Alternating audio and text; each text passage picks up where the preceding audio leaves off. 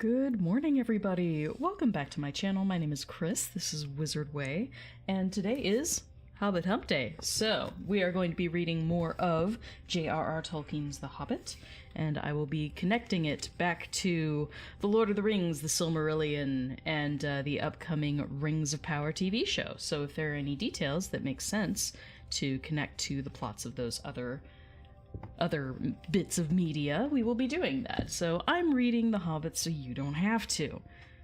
It's sort of the theme of all of my read and review streams. We're gonna read through things, have some fun, and try and tie everything together. Also just displaying how very different the tone of The Hobbit is versus The Lord of the Rings, or especially The Silmarillion. Hello there, everybody! Oh my gosh, Max Randolph is over on TikTok. That would be super cool, but this is a reading stream, not a friend stream. I need to stay on topic for once. But hello everyone over on TikTok. Please head to the link in my bio over to my YouTube channel. You'll be able to see illustrations. If I do any voice effects, that will be done on my stream. Unfortunately, TikTok doesn't let me file that into the audio when I'm also streaming on my computer, so definitely head on over if you can. I appreciate the support over there. Give me a sub, and it is free. But welcome back, everybody. So, last time we left off, where were we? We got Bilbo through the mountains. We basically went from Tralalali here down in the valley, Tralalali Fala, aka the Elves of Imladris, aka Rivendell. So, fun times with the elves. It was actually relatively short-lived. They really do gloss over any periods of rest in Tolkien's works, honestly. It's like they spent a good amount of time. I think it was a couple weeks that they spent in Rivendell before moving on. But it's just kind of like, this book doesn't go into any tales about that time. Nothing was written about that time. And they just move on. So, same thing happens when they hit Lothlorien. We only get bits and pieces, all the important bits, but basically they spent, what, a few weeks in Lothlorien in The Lord of the Rings before moving southward along the Anduin. Good evening! Welcome back, Lord Bunnybone, and KP Birdman and Paperbane, welcome.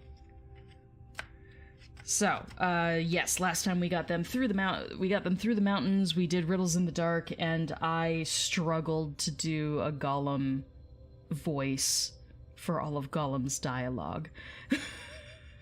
And I sincerely hope I never have to do that again. That was hard. All of, like, the weird vocal fry. Precious.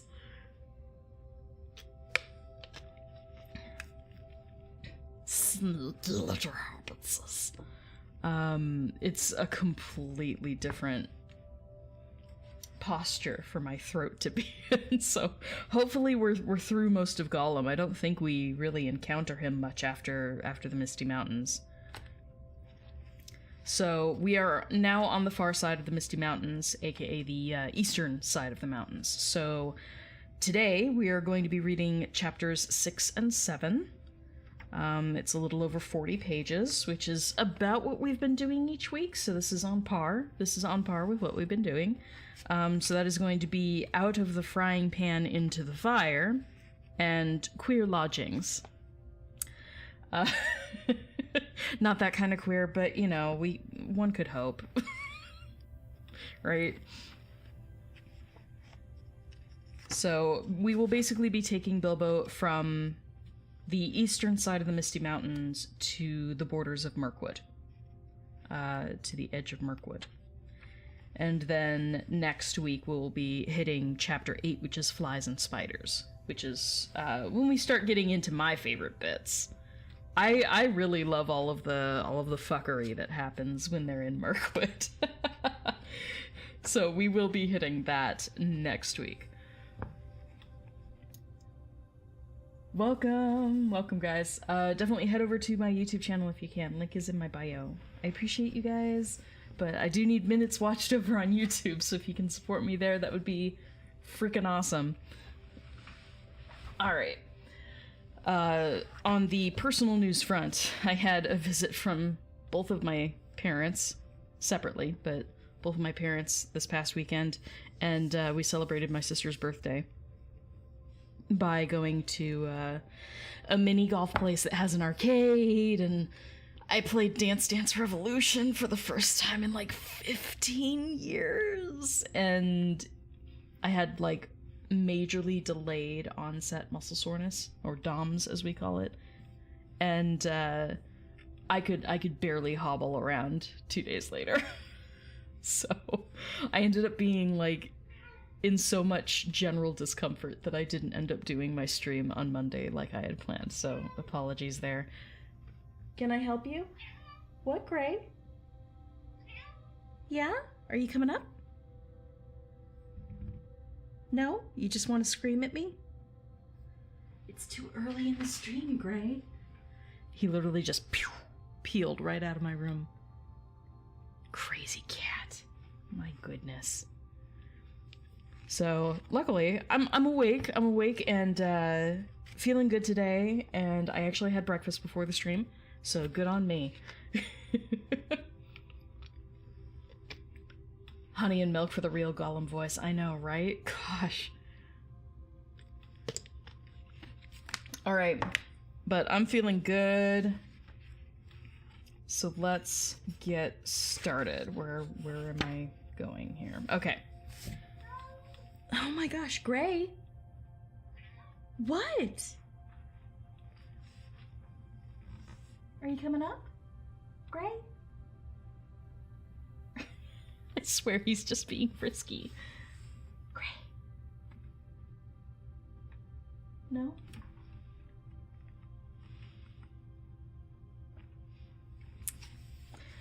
One of the, like, I'll be just out of reach. Just out of reach. Okay, stop yelling at me, bro. My cat is loud. Alrighty, so shall we get things started? Let's get it started. Alright, I feel like I'm like, okay, let's get comfy. Alright, let's continue the story. So when we left off, the last sentence had just simply been Bilbo had escaped. So he did sneak out thanks to the magical powers of the One Ring. He turned invisible and managed to slip past the guards. They did see, these are the orc guards, the goblin guards. They did see his shadow as he was standing in the doorway. And they're like, something's outside.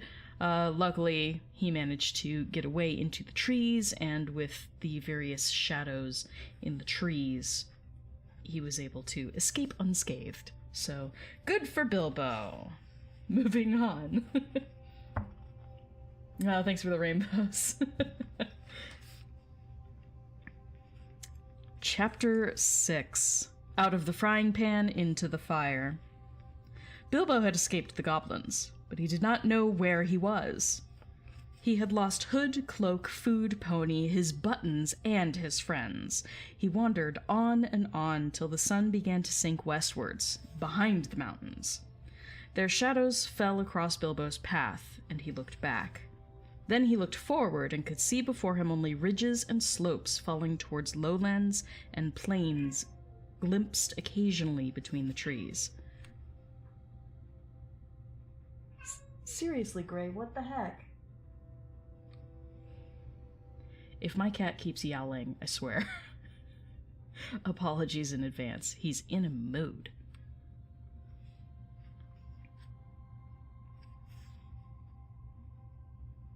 Alright, slopes falling towards lowlands and plains glimpsed occasionally between the trees.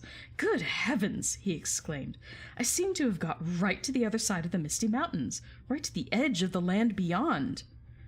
Where and oh where can Gandalf and the dwarves have got to? I only hope to goodness they are not still back there in the power of the goblins. He still wandered on. out of the little high valley, over its edge, and down the slopes beyond. But all the while a very uncomfortable thought was growing inside him. He wondered whether he ought not, now he had the magic ring, to go back into the horrible, horrible tunnels and look for his friends. He had just made up his mind that it was his duty, that he must turn back, and very miserable he felt about it, when he heard voices. He stopped and listened. It did not sound like goblins, so he crept forward carefully. He was on a stony path winding downwards with a rocky wall on the left hand. On the other side, the ground sloped away, and there were dells below the level of the path, overhung with bushes and low trees. In one of these dells, under the bushes, people were talking. He crept still nearer, and suddenly he saw peering between two big boulders a head with a red hood on. It was Balin, doing lookout. He could have clapped and shouted for joy, but he did not. He had still got the ring on, for fear of meeting something unexpected and unpleasant, and he saw that Balin was looking straight at him without noticing him. "Gray!" My cat literally just climbed my dressers. Unusual behavior for him. "Gray! What are you doing? Hey, come down here. Gray? Yeah. What are you even doing?"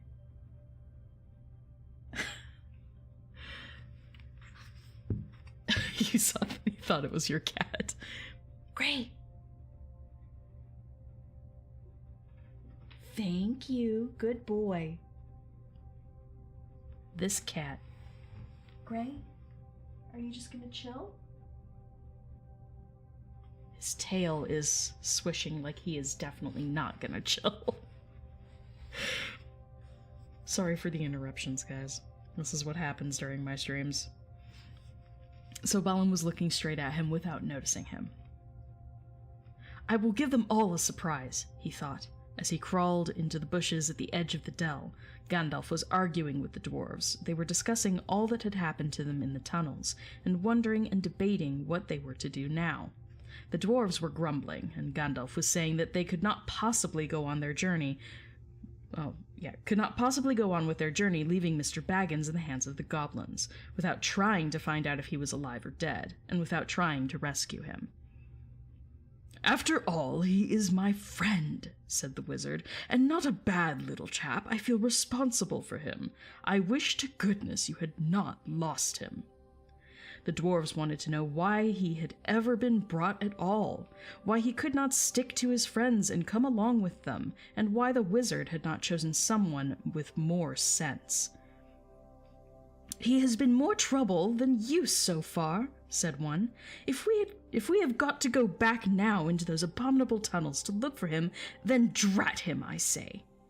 Gandalf answered angrily, "I brought him, and I don't bring things that are of no use. Either you help me to look for him, or I go and leave you here to get out of the mess as best you can yourselves. If we can only find him again, you will thank me before all is over. Whatever did you want to go and drop him for, Dory?" "You would have dropped him," said Dory, "if a goblin had suddenly grabbed your legs from behind in the dark, tripped up your feet and kicked you in the back. Then why didn't you pick him up again? Good heavens, can you ask? Goblins fighting and biting in the dark, everybody falling over bodies and hitting one another. You nearly chopped off my head with Glamdring, and Thorin was stabbing here, there, and everywhere with Orcrist." Poor dwarves. "All of a sudden you gave one of your blinding flashes, and we saw the goblins running back yelping. You shouted, 'Follow me, everybody!' and everybody ought to have followed. We thought everybody had. There was no time to count, as you know quite well, till we had dashed through the gate guards, out of the lower door, and helter-skelter down there. And here we are, without the burglar. Confiscate him." "And here's the burglar," said Bilbo, stepping down into the middle of them and slipping off the ring. Bless me, how they jumped! Then they shouted with surprise and delight. Gandalf was as astonished as any of them, but probably more pleased than all the others. He called to Balin and told him what he thought of a lookout man who let people walk right into them like that without warning. It is a fact that Bilbo's reputation went up a very great deal with the dwarves after this. If they had still doubted that he was really a first-class burglar in spite of Gandalf's words, they doubted no longer. Balin was the most puzzled of all, but everyone said it was a very clever bit of work. Indeed, Bilbo was so pleased with their praise that he just chuckled inside and said nothing whatever about the ring. And when they asked him how he did it, he said, "Oh, just crept along, you know, very carefully and quietly." "Well, it is the first time that even a mouse has crept along carefully and quietly under my very nose and not been spotted," said Balin. "And I take off my hood to you," which he did. "Balin, at your service," said he. "Your servant, Mr. Baggins," said Bilbo. Then they wanted to know all about his adventures after they had lost him, and he sat down and told them everything, except about the finding of the ring. And not just now, he thought. They were particularly interested in the riddle competition, and shuddered most appreciatively at his description of Gollum.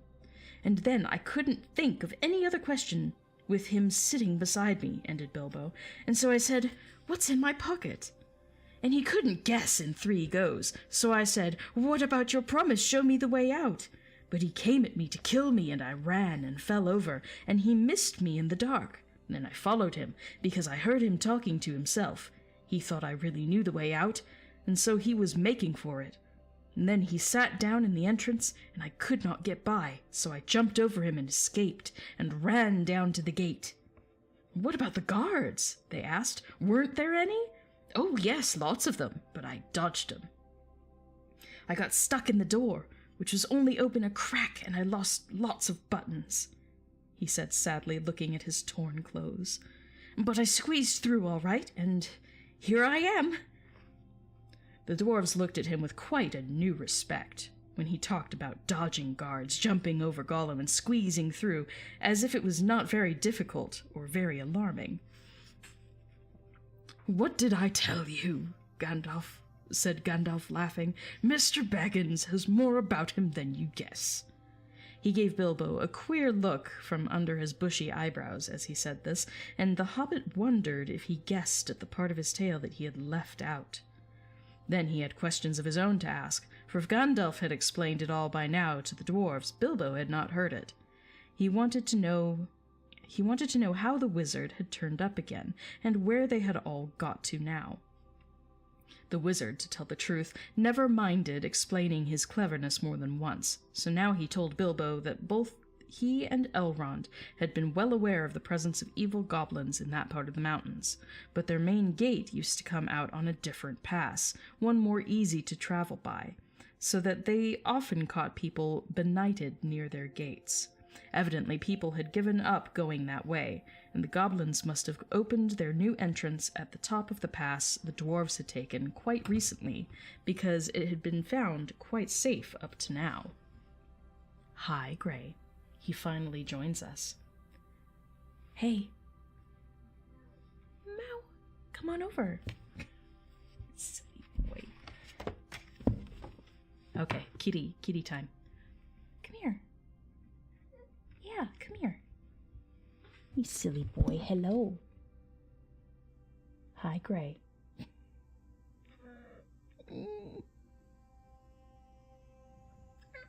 What? What? What? Oh, I wish you guys could hear his purr.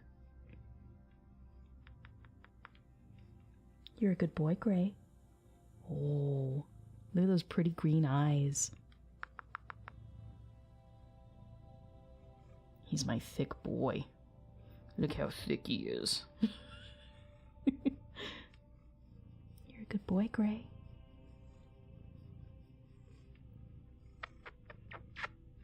Mm-hmm.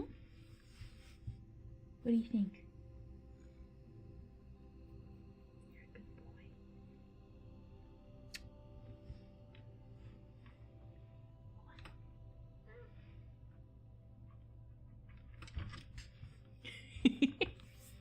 Okay. The cat has had his moment.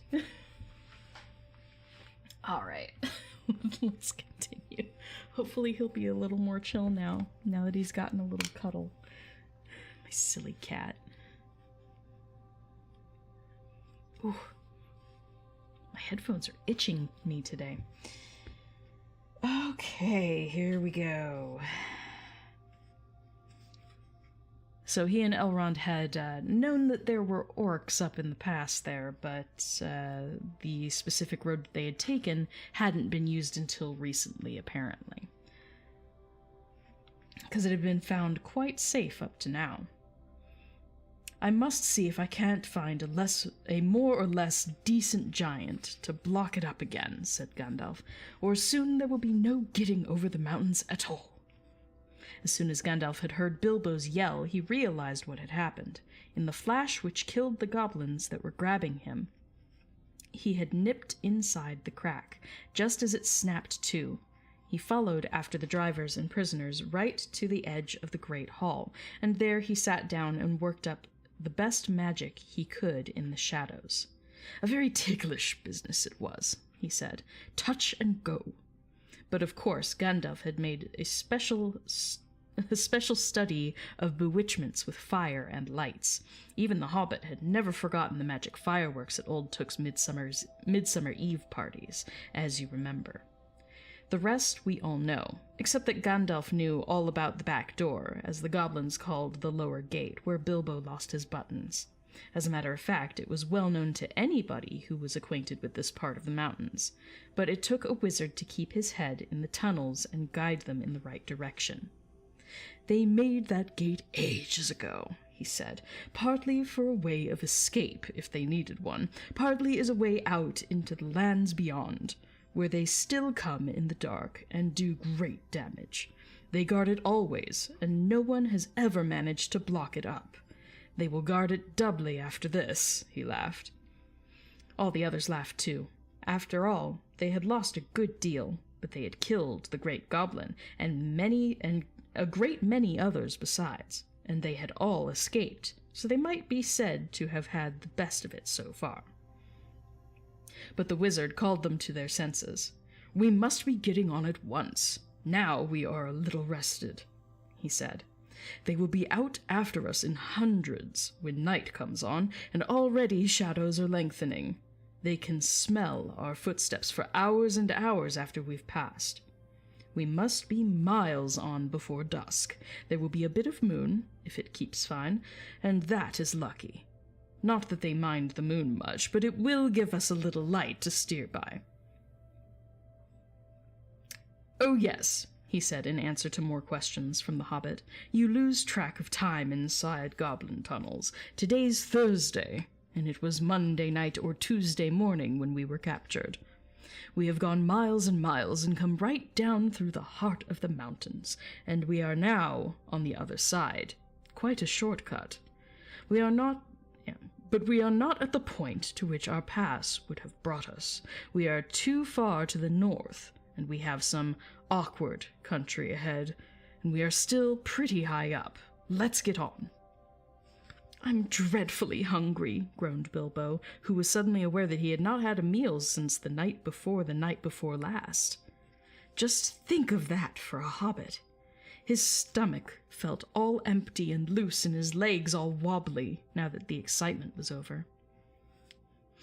Can't help it, said Gandalf. Unless you like to go back and ask the goblins nicely to let you have your pony back and your luggage. No, thank you, said Bilbo. Very well then, we must just tighten our belts and trudge on, or we shall be made into supper, and that will be much worse than having none ourselves. As they went on, Bilbo looked from side to side for something to eat. But the blackberries were still only in flower, and of course there were no nuts, not even hawthorn berries. He nibbled a bit of sorrel, and he drank from a small mountain stream that crossed the path, and he ate 3 wild strawberries that he found on its bank, but it was not much good. They still went on and on. The rough path disappeared. The bushes and the long grasses between the boulders, the patches of rabbit-cropped turf, the thyme and the sage and the marjoram, and the yellow rock roses all vanished, and they found themselves at the top of a wide, steep slope of fallen stones, the remains of a landslide. When they began to go down this, rubbish and small pebbles rolled away from their feet. Soon, larger bits of split stone went clattering down and started other pieces below them slithering and rolling. And then lumps of rock were disturbed and bounded off, crashing down with a dust and a noise. Before long, the whole slope above them and below them seemed on the move, and they were sliding away, huddled all together in a fearful confusion of slipping, rattling, cracking slabs and stones. It was the trees at the bottom that saved them. They slid into the edge of the climbing wood of pines that here stood right up to the mountain slope from the deeper, darker forests of the valleys below.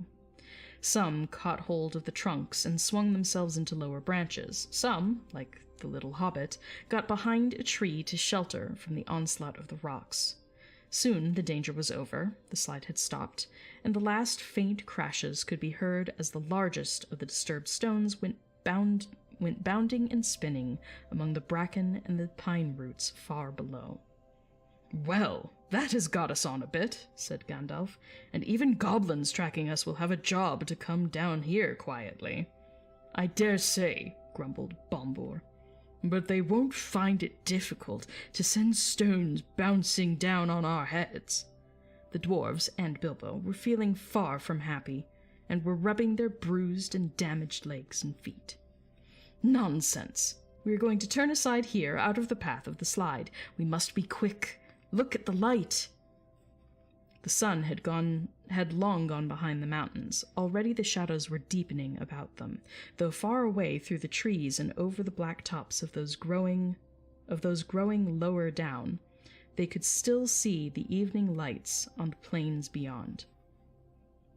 They limped along now as fast as they were able, down the gentle slopes of a pine forest in a slanting path leading steadily southwards.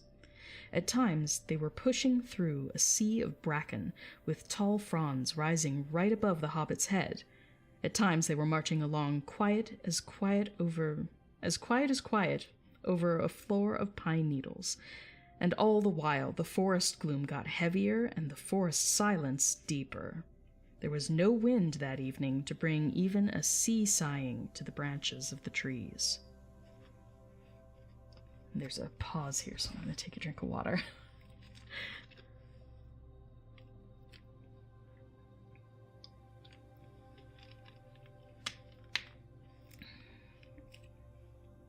I have so much fun reading this. It's been so long since I've read The Hobbit. Alright, let's continue. "Must we go any further?" asked Bilbo, when it was so dark that he could only just see Thorin's beard wagging beside him, and so quiet that he could hear the dwarves breathing like a loud noise. "My toes are all bruised and bent, and my legs ache, and my stomach is wagging like an empty sack." "A bit further," said Gandalf. After what seemed like ages further, they came suddenly to an opening where no trees grew. The moon was up, and was shining into that clearing. Somehow, it struck all of them as not at all a nice place, although there was nothing wrong to see. All of a sudden they heard a howl away downhill, a long, shuddering howl. It was answered by another, away to the right and a good deal nearer to them. Then by another not far away to the left. It was wolves howling at the moon, wolves gathering together. There were no wolves living near Mr. Baggin's hole at home, but he knew that noise. He had had it described to him often enough in tales. Pardon me. One of his elder cousins, on the Took side, who had been a great traveler, used to imitate it to frighten him. To hear it out in the forest under the moon was too much for Bilbo. Even magic rings are not much use against wolves, especially against evil packs that lived under the shadow of the goblin-infested mountains, over the edge of the wild, on the borders of the unknown. Wolves of that sort smell keener than goblins, and do not need to see you to catch you. "What shall we do? What shall we do?" he cried. "Escaping goblins to be caught by wolves," he said. And it became a proverb, though we now say out of the frying pan into the fire, in the same sort of uncomfortable situations. "Up the trees, quick!" cried Gandalf, and they ran to the trees at the edge of the glade, hunting for those that had branches fairly low or were slender enough to swarm up. They found them as quick as ever they could, you can guess. And up they went as high as ever they could trust the branches. You would have laughed from a safe distance if you had seen the dwarves sitting in the trees with their beards dangling down like old gentlemen gone cracked and playing at being boys. Philly and Killy were at the top of a tall larch, like an enormous Christmas tree. Dori, Nori, Orin, Oin, and Gloin were more comfortable in a huge pine with regular branches sticking out at intervals like the spokes of a wheel. Bifur, Bofur, Bombur, and Thorin were in another. Dwalin and Balin had swarmed up a tall, slender fir with a few branches that were trying to find a place to sit in the greenery of the topmost boughs. Gandalf, who was a good deal taller than the others, had found a tree into which they could not climb, a large pine standing at the very edge of the glade. He was quite hidden in its boughs, but you could see his eyes gleaming in the moon as he peeped out. What a visual. And Bilbo? He could not get into any tree, and was scuttling about from trunk to trunk like a rabbit that has lost its hole and has a dog after it. "You've left the burglar behind again," said Nori to Dori, looking down. "I can't be always carrying burglars on my back," said Dori. "Down tunnels and up trees. What do you think I am, a porter?" "He'll be eaten if we don't do something," said Thorin, for there were howls all around them now, getting nearer and nearer. "Dori!" he called, for Dori was lowest down in the nearest tree, or in the easiest tree. "Be quick and give Mr. Baggins a hand up." Dori was really a decent fellow in spite of his grumbling. Poor Bilbo could not reach his hand even when he climbed down to the bottom branch and hung his arm down as far as ever he could. So Dori actually climbed out of the tree and let Bilbo scramble up and stand on his back. Just at that moment the wolves trotted howling into the clearing. All of a sudden there were hundreds of eyes looking at them. Still, Dori did not let Bilbo down. He waited till he had clambered off his shoulders into the branches, and then he jumped for the branches himself, only just in time. A wolf snapped at his cloak as he swung up and nearly got him. In a minute there was a whole pack of them yelping all round the tree and leaping up at the trunk, with eyes blazing and tongues hanging out. But even the wild wargs, for so the evil wolves over the edge of the wild were named, cannot climb trees. For a time they were safe. Luckily it was warm and not windy. Trees are not very comfortable to sit in for long at any time. But in the cold and the wind, with wolves all around below waiting for you, they can be perfectly miserable places. This glade in the ring of trees was evidently a meeting place of the wolves. More and more kept coming in.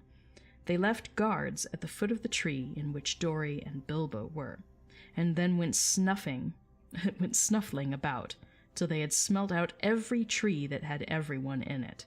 These two they guarded, while all the rest, hundreds and hundreds it seemed, went and sat in a great circle in the glade, and in the middle of the circle was a great grey wolf. He spoke to them in a dreadful language of the Wargs. Gandalf understood it. Bilbo did not, but it sounded terrible to him, and as if all their talk was about cruel and wicked things, as it was. Every now and then, all the wargs in the circle would answer their grey chief all together, and their dreadful clamour almost made the hobbit fall out of his pine tree. I will tell you what Gandalf heard, though Bilbo did not understand it. The wargs and the goblins often helped one another in wicked deeds. Goblins do not usually venture very far from their mountains, unless they are driven out and are looking for new homes, or are marching to war, which I am glad to say has not happened for a long while. But in those days, they sometimes used to go on raids, especially to get food or slaves. Especially to get food or slaves to work for them. Then they often got the wargs to help, and shared the plunder with them. Sometimes they rode on wolves like men do on horses. Now it seemed that a great goblin raid had been planned for that very night. The wargs had come to meet the goblins, and the goblins were late. The reason, no doubt, was the death of the great goblin, and all the excitement caused by the dwarves and Bilbo and the wizard, for whom they were probably still hunting. In spite of the dangers of this far land, bold men had of late been making their way back into it from the south, cutting down trees, and building themselves places to live in among the more pleasant woods, in the valleys and along the river shores. There were many of them, and they were brave and well armed, and even the wargs dared not attack them if there were many together, or in the bright of day. But now they had planned, with the goblins' help, to come by night upon some of the villages nearest the mountains. If their plan had been carried out, there would have been none left there next day. All would have been killed except the few the goblins kept from the wolves and carried back as prisoners to their caves. This was dreadful talk to listen to, not only because of the brave woodmen and their wives and children, but also because of the danger which now threatened Gandalf and his friends. The wargs were angry and puzzled at finding them here in their very meeting place. They thought they were friends of the woodsmen, and were come to spy on them, and would take news of their plans down into the valleys, and then the goblins and the wolves would have to fight a terrible battle instead of capturing prisoners and devouring people waked suddenly from their sleep. So the wargs had no intention of going away and letting the people up the trees escape, at any rate not until morning, and long before that, they said, goblin soldiers would be coming down from the mountains, and goblins can climb trees, or cut them down. True. A truer statement was never spoken. I would hazard a guess that goblins enjoy cutting down trees. Now you can understand why Gandalf, listening to their growling and yelping, began to be dreadfully afraid, wizard though he was, and to feel that they were in a very bad place, and had not yet escaped at all. All the same, he was not going to let them have it all their own way, though he could not do very much stuck up in a tall tree with wolves all around on the ground below. He gathered the huge pine cones from the branches of the tree. Then he set one alight with bright blue fire, and threw it whizzing down among the circle of the wolves. It struck one on the back, and immediately his shaggy coat caught fire, and he was leaping to and fro, yelping horribly. Then another came, and another, one in blue flames, one in red, another in green. They burst on the ground in the middle of the circle, and went off in colored sparks and smoke. A specially large one hit the chief wolf on the nose, and he leapt in the air 10 feet and then rushed round and round the circle, biting and snapping even at the other wolves in his anger and fright. Oh man. Stupid allergies. The dwarves and Bilbo shouted and cheered. The rage of the wolves was terrible to see, and the commotion they made filled all the forest. Wolves are afraid of fire at all times, but this was a most horrible and uncanny fire. If a spark got in their coats, it stuck and burned into them, and unless they rolled over quick, they were soon all in flames. Very soon, all about the glade, the wolves were rolling over and over to put out the sparks on their backs, while those that were burning were running around, howling and setting others alight, till their own friends chased them away, and they fled off down the slopes crying and yammering and looking for water. "What is all this uproar in the forest tonight?" said the Lord of the Eagles. He was sitting, black in the moonlight, on the top of a lonely pinnacle of rock on the eastern edge of the mountains. "I hear wolves' voices. Are the goblins at mischief in the woods?" He swept up into the air, and immediately 2 of his guards from the rocks at either hand leapt up to follow him. They circled up in the sky and looked down upon the ring of the Wargs, a tiny spot far, far below. But eagles have keen eyes, and they can see small things at a great distance.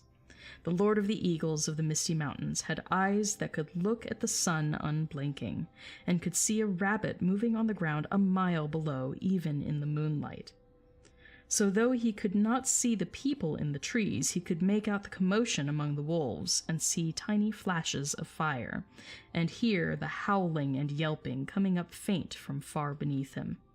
Also, he could see the glint of the moon on goblin spears and helmets, as long lines of the wicked folk crept down the hillsides from their gate and wound into the wood.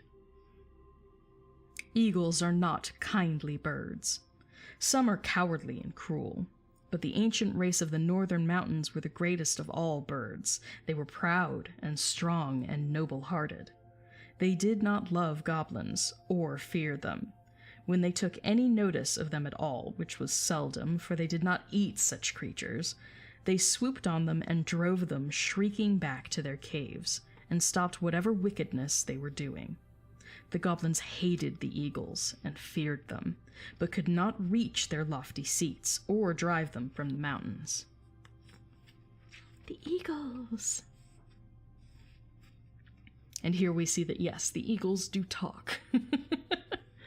A lot of things in The Hobbit talk that don't necessarily end up talking in the other books. Or at least not frequently.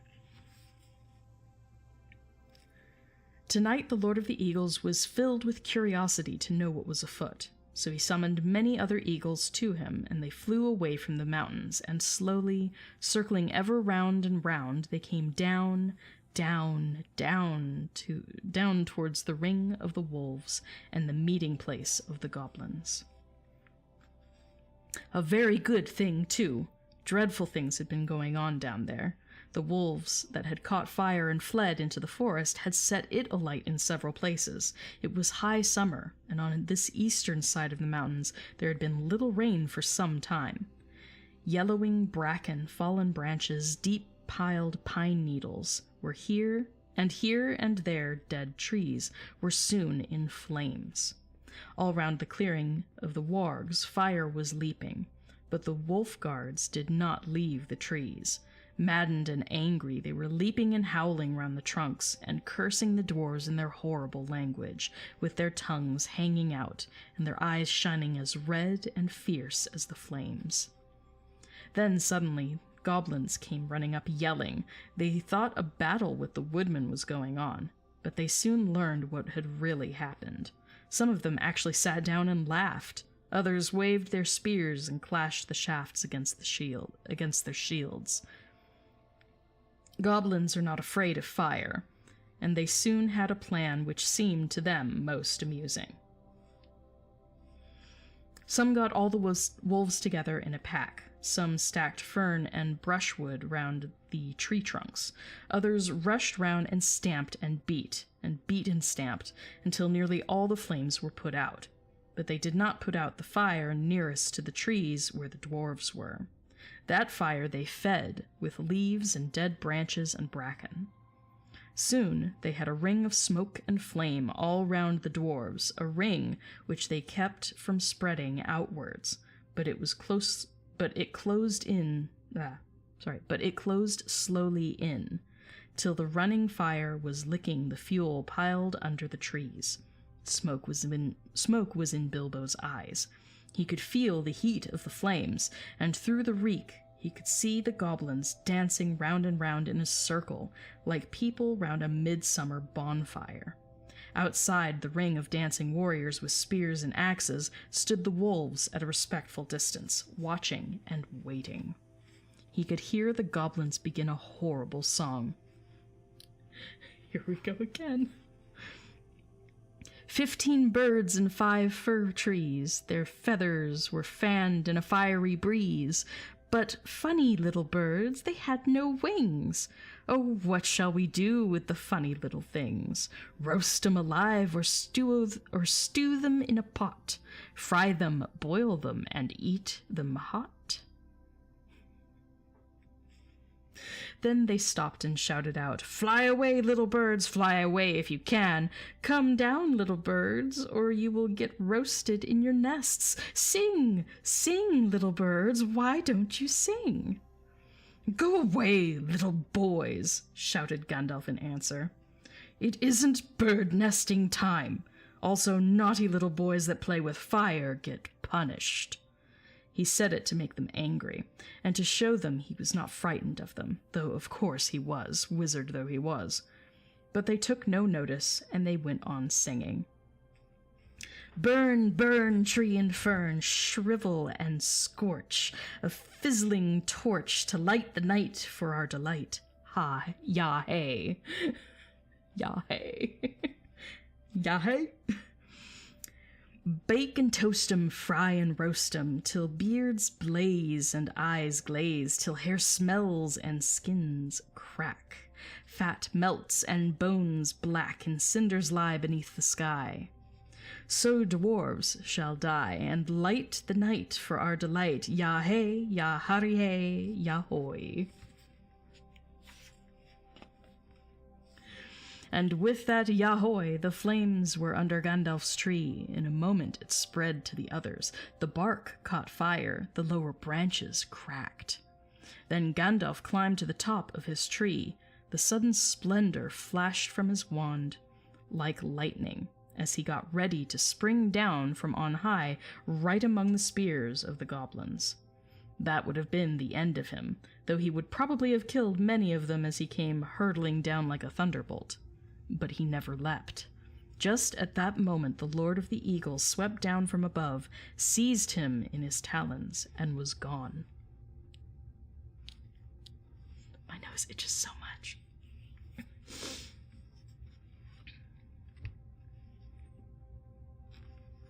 Okay, let me shift again. Okay.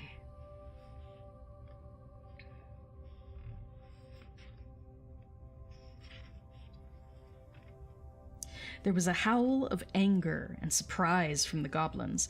Loud cried the Lord of the Eagles, to whom Gandalf had now spoken. Back swept the great birds that were with him, and down they came like huge black shadows. The wolves yammered and gnashed their teeth. The goblins yelled and stamped with rage, and flung their heavy spears in the air in vain. Over them swooped the eagles. The dark rush of their beating wings smote them to the floor, or drove them far away. Their talons tore at goblin faces. Other birds flew to the treetops and seized the dwarves, who were scrambling up now as far as they ever dared to go. Poor little Bilbo was very nearly left behind again.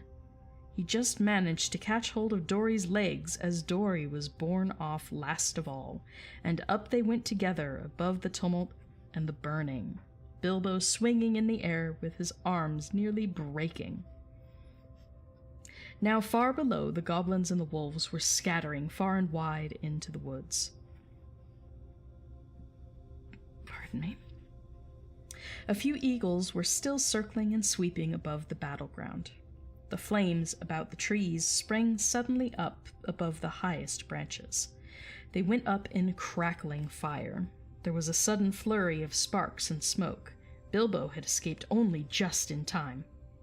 Soon the light of the burning was faint below, a red twinkle on the black floor, and they were high up in the sky, rising all the time in strong, sweeping circles.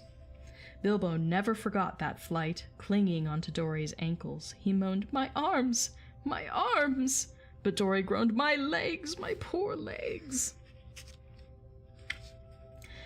At the best of times, heights made Bilbo giddy. He used to turn queer if he looked over the edge of quite a little cliff, and he had never liked ladders, let alone trees, never having had to escape from wolves before.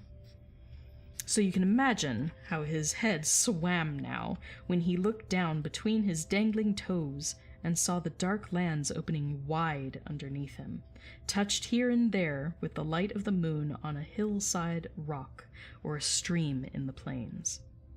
The pale peaks of the mountains were coming nearer, moonlit spikes of rock sticking out of black shadows.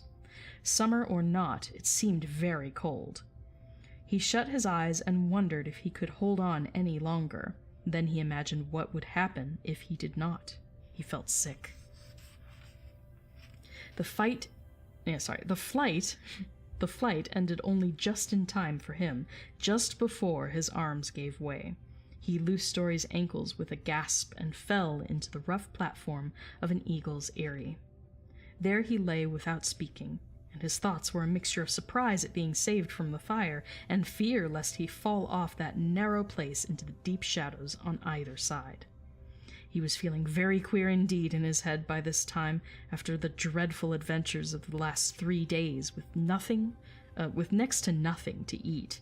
And he found himself saying aloud, "Now I know what a piece of bacon feels like when it is suddenly picked out of the pan on a fork and put back on the shelf."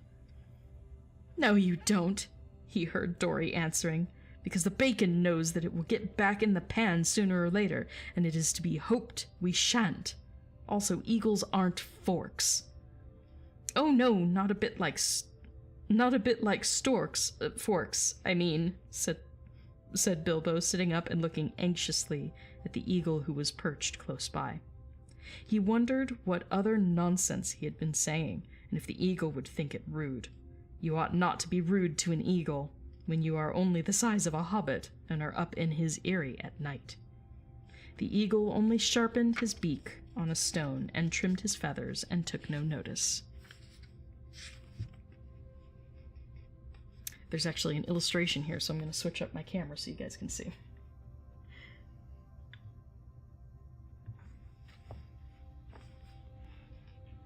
Hopefully. Yeah, there we go. Yoink. Come on, focus.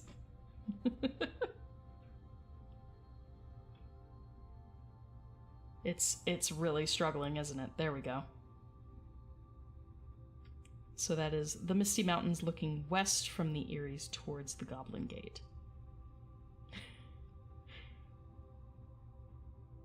There aren't too many illustrations in this edition. I actually think we skipped one last time by accident, so let me find that really quickly. Yeah, this one. I'm not sure that we showed that one last time. So this is the mountain path. Please excuse the weird autofocus on this camera. So that's when they were going up through the mountains during the storm. And then we have the one we just looked at from the Eagle's Eyrie.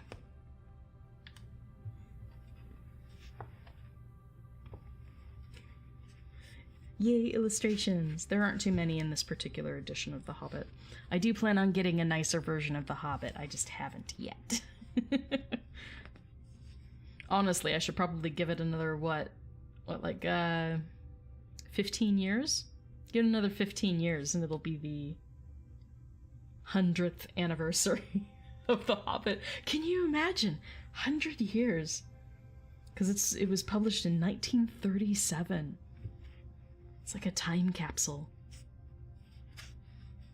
It's amazing to think that we're already in the 2020s. Seems like such a long period of time. Yes, yay, illustrations. Hey, Lou Feathers, welcome. Thank you for chatting.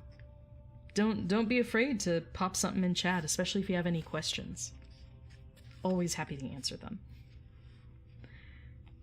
Alright, so we've seen the illustration. Let's continue. We're on page 100. So we have quite a ways to go. Another 27 pages. So we're making good time, but we've got quite a ways to go still. Soon another eagle flew up. "The Lord of the Eagles bids you to bring your prisoners to the great shelf," he cried, and was off again. The other seized Dory in his claws and flew away with him into the night, leaving Bilbo all alone. He had just strength to wonder what the messenger had meant by prisoners, and to begin to think of being torn up for supper like a rabbit when his own turn came. The eagle came back, seized him in the talons by the back of his coat, and swooped off. This time he flew only a short way. Very soon Bilbo was laid down, trembling with fear, on a wide shelf of a rock on the mountainside. There was no path down to it save by flying, and no path down off it except by jumping over a precipice. There he found all the others sitting with their backs to the mountain wall. The Lord of the Eagles was also there and was speaking to Gandalf. Oh my gosh.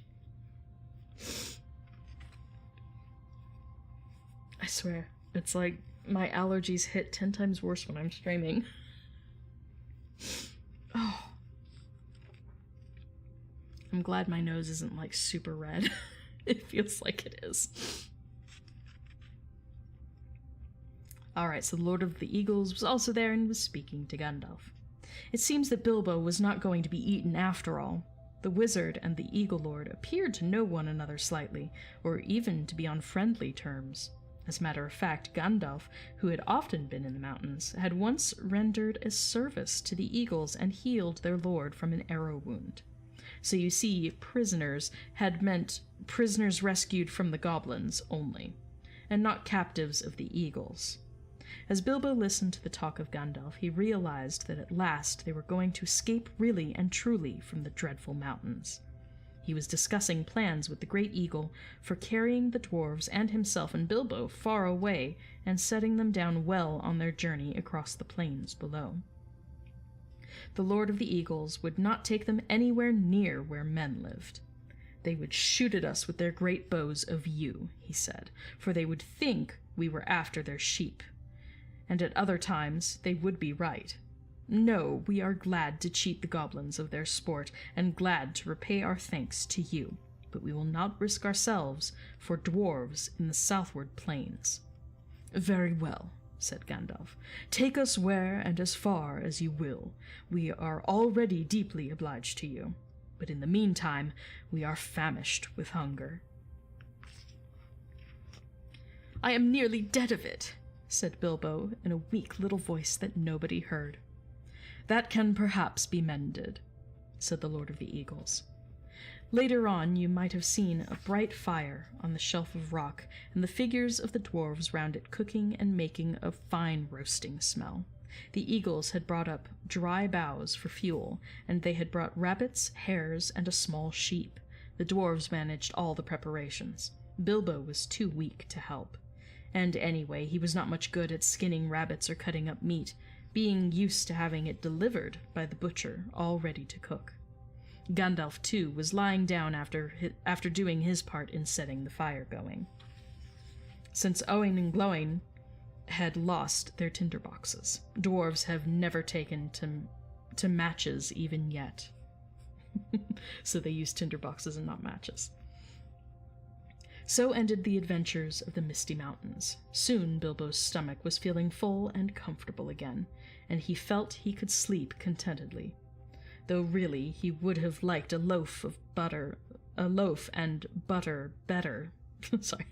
He would have liked a loaf and butter better than bits of meat roasted on sticks.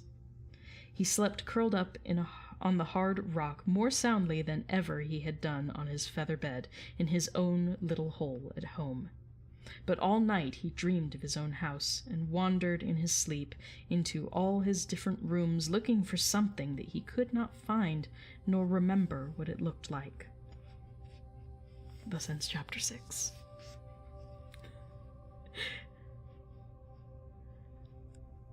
Oh, nice. Thank you so much. I'm glad you guys appreciate my voice. I'm even more soothing when I'm doing, like, actual ASMR work, which I have a shelf that you guys can't see. It's full of all sorts of goodies. So I have 3 big things like this that are full of instruments and things that make different sounds. So I do all sorts of fun stuff on my other streams.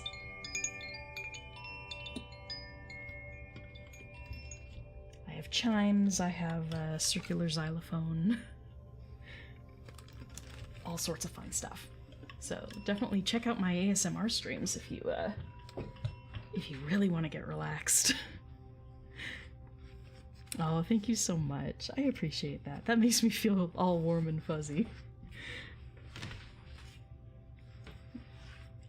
Okay. So we're on chapter 7 now. This will be the last chapter that we do, but it is a pretty long chapter. I believe it's a good 25 pages or so. I'm hoping to do another ASMR stream soon. Gosh, I might even do it tonight if I'm feeling up for it. Because I had meant to do it on Monday night, and that did not happen. So we might do it tonight, we might do it tomorrow night, but I want to make sure I do it before the end of the week. So there will be at least one. I need to get more practice in. I enjoy doing ASMR, but I'm still very new at it. I need to mess with my filters, my voice filters and stuff. Because there's only so much that I can do with my existing ones. Example.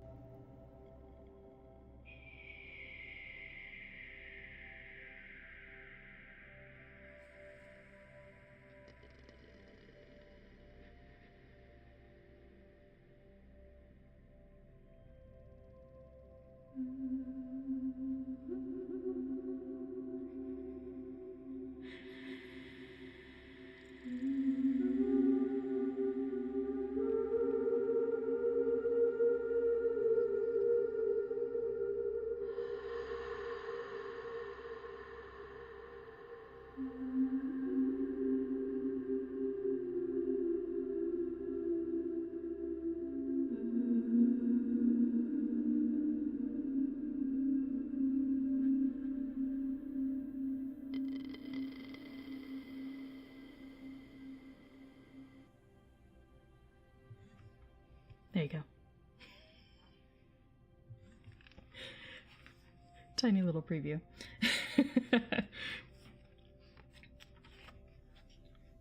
So I do have a couple of filters that I love using while I'm doing ASMR work. Things with a lot of reverb and echo. It's really fun. And I do like mixing in as much Elvish into it as I possibly can. Keep in mind, I'm still learning, I'm not fluent, okay? But I am trying. You should see the notes that I'm taking on my Elvish lessons. I'm gonna make videos soon! I'm excited. I just need to review a bit more of the language stuff before I start making my videos. If anybody's interested in learning Elvish, definitely go to my website, which is listed here. elfboy.com. And sign up for my mailing list. I don't send very many emails at all, so you can sign up and forget about me for a while. And as soon as the videos are ready for teaching Elvish, I will email everyone and let you know. Oh, cool, hey! Gwaihir Windlord, that's great! I feel like you're only getting half the conversation here. Yeah, it's because you're on TikTok, unfortunately. I am streaming over on YouTube. There is a link in my bio if you want to follow me over there. I do have voice filters, and I have an overhead cam so you can see illustrations and stuff. So it's a better experience over on YouTube if you are willing to switch platforms. But that's why you feel kind of left out, because you can't see the other chat conversations that are happening. Oh, oh, I'm so glad you liked that. My bottom talk. I always say bottom, because I've watched too much Danny. You probably know who I'm talking about. the one who he has a normal voice, but he deepens it and switches to a British accent, so he calls himself Danny.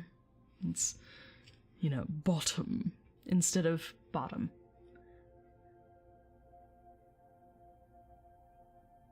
Oh, nice. I do try to reply to as many people as I can on my TikTok videos.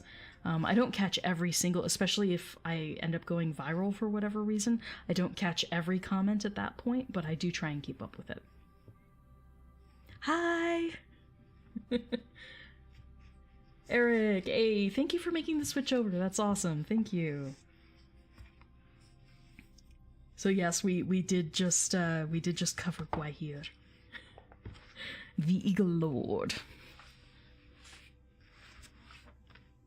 So we'll have a little bit more of the Eagles, but we're going to be pressing on to Beorn pretty soon. But I'm glad you enjoy my my weird kinky Elvish videos. I go hard and then I'm like, oh man, this is on the internet forever. I have regrets. But not really. I make a fool of myself, but I don't care. Oh, nice. I'm sure I probably saw it. I'm just terrible at remembering usernames and actual names. Like, I'm really bad at it. Hey, nice. Yeah, again, if you're over on Twitch and you don't mind switching over to YouTube, I would greatly appreciate that. Twitch, I don't make any money off of, because Twitch has a non-compete policy, so I can't stream in both places at once and make money on Twitch. So I'm primarily trying to get people to shift over to my YouTube channel. If you guys are willing to do that, please find me on YouTube. Again, same username. I'm the same everywhere. It's really easy to find me. But Wizardway Kris over on YouTube. If you give me a subscription over there and watch the stream over there, you'll be contributing to my minutes watched so that I can turn on AdSense and actually get paid again. I used to have AdSense going, but I neglected my YouTube channel for a couple years, and so I kind of lost my AdSense. So we're trying to get to the point where I can make a little bit of money on the side, which would be great. Oh, you guys are the best. Thank you. I appreciate it. I really do. All right, I'll give them a second to relocate, and then we'll continue with the next chapter. Hope you guys are enjoying it so far. The pacing of The Hobbit is much more enjoyable. I mean, as is evidenced by the fact we can get through 40 pages in a couple hours doing these live streams. It only takes us, what, 2 hours? Maybe a little bit over if I'm meandering a little bit with my commentary. Like, I'm a terribly slow reader. This is basically how fast I read. Because in my head, as I'm reading, I'm kind of reciting it. I can't just skim stuff and have it stick. I have to read it as if I'm reciting it. So I'm a very, very slow reader. Wicked slow. It could be worse. Hey, thank you so much for the sub. All the hearts. All the finger hearts. Elen si la lume no mentielvo.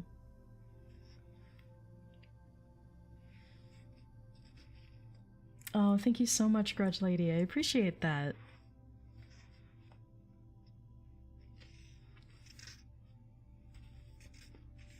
I do have other live streams of me reading. I do have playlists of them on my page. So if you're looking for specifically Tolkien poetry, I've been reading The Lays of Beleriand. I also read the entirety of the Silmarillion with a ton, like a metric fuck ton of commentary. So if you're curious about learning more about the Silmarillion, if it's something that you've never been able to get through yourself, I've read it so you don't have to. And I did that all on stream. Now, fair warning, some of those streams get very long. So at the end of each video, when I finish the reading of the chapter that I'm on, in those Silmarillion live streams, a card pops up on, this area of the video that you can press on to skip ahead to the next part. And you'll probably have to fast forward a bit. I need to go through and put timestamps for anybody who wants to jump ahead to things, because I do meander an awful lot. But if you like the sound of my voice, hopefully that won't be an issue. I do eventually need to go through and take those long videos, those multi-hour videos, and trim them down to just me reading and the important commentary. Take out all of the, back and forth between me talking to TikTok versus YouTube, Twitch. So, one of these days, if I have time, which never seems to be a thing, if I have time, I will go back and try and edit those to be more easily consumable. But if you like my voice, that's great, and I appreciate that. And just put me on in the background while you're doing other shit. I know sometimes having something on in the background, especially if you have if you're on the autism spectrum or you have ADHD, sometimes it's really helpful to just have some noise going on in the background. It keeps you focused. So if I can be that for you, that's awesome. Oh, and if you guys are seeing that Stream Elements thing pop up that says, tip me and make the stream sparkle, I haven't set it up yet. So if you do happen to donate anything, you aren't going to get the perk of actually seeing something happen. I'm still setting that up. I need to turn that notification thing off. I've got a lot of behind-the-scenes shit I need to take care of when it comes to my streams. I just updated my loop deck, which is like a stream deck with buttons and knobs and stuff. Just recently updated the software for it, and it didn't work at all on my last stream. So I at least got it working, but I need to fix some things now. I'm gonna have to rework some of my streaming stuff, which always takes 10 times longer than it should, because I'm just not hugely stream literate. But I mean, I made all of this myself, so I'm doing okay. It just took me a while. Let's continue, though. Let me take another sip of water, and we'll continue with Chapter 7.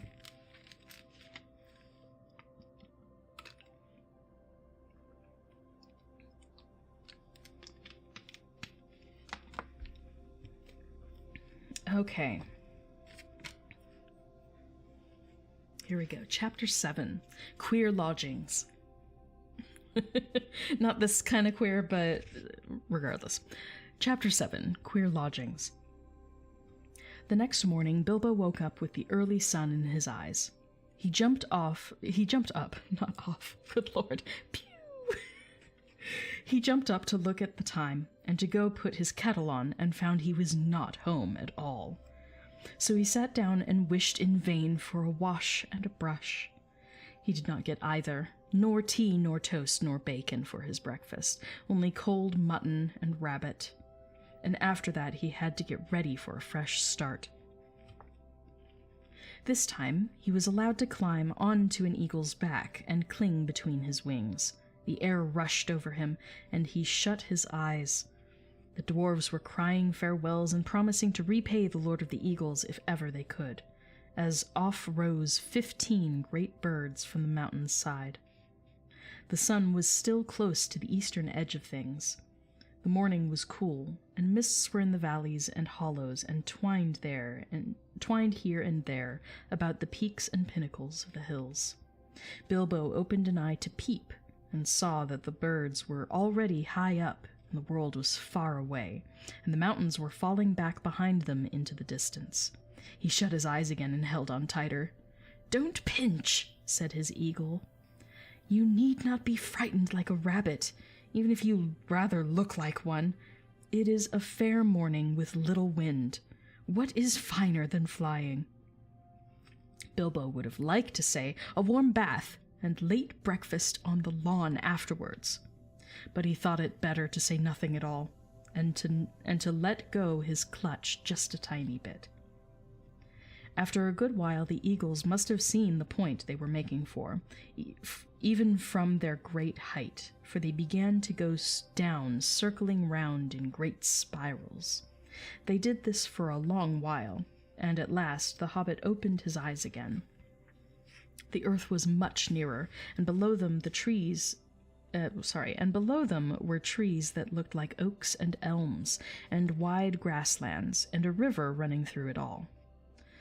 But cropping out of the ground, right in the path of the stream which looped itself about it, was a great rock, almost a hill of stone, like a last outpost of the great distant mountains, or a huge piece cast miles into the plain by some giant among giants. Quickly now to the top of this rock the eagles swooped one by one and set down their passengers. "Farewell," they cried, "wherever you fare, till your eyries receive you at the journey's end." That is the polite thing to say among eagles. "May the wind under your wings bear you where the sun sails and the moon walks," answered Gandalf, who knew the correct reply. And so they parted, and though the Lord of the Eagles became in after days the king of all birds, and wore a golden crown, and his 15 chieftains' golden collars, made of the same gold that the dwarves gave them. Bilbo never saw them again, except high and far off in the Battle of 5 Armies, but as that comes in the end of this tale, we will say no more about it just now. There was a flat piece. Sorry. My eyes are crossing. Let's try that again. There was a flat space on the top of the hill of stone, and a well-worn path with many steps leading down it to the river, across which a ford of huge flat stones led to the grassland beyond the stream. There was a little cave, a wholesome one with a pebbly floor, at the foot of the steps and near the end of the stony ford. Here the party gathered and discussed what was to be done. "I always meant to see you all safe, if possible, over the mountains," said the wizard, "and now by good management and good luck I have done it. Indeed, we are now a good deal further east than I ever meant to come with you, for after all this is not my adventure. I may look in on it again before it is all over, but in the meanwhile I have some other pressing business to attend to." The dwarves groaned and looked almost distressed, and Bilbo wept. They had begun to think Gandalf was going to come all the way and would always be there to help them out of difficulties. "I am not going to disappear this very instant," said he. "I can give you a day or 2 more. Probably I can help you out of your present plight, and I need a little help myself. We have no food, and no baggage, and no ponies to ride, and you don't know where you are. Now I can tell you that. You are still some miles north of the path where we should have been following, if we had not left the mountain pass in a hurry. Very few people live in these parts, unless they have come here since I was last down this way, which was some years ago. But there is somebody that I know of who lives not far away. That somebody made the steps on the great rock, like Carrock, I believe he calls it. The Carrock, I believe he calls it.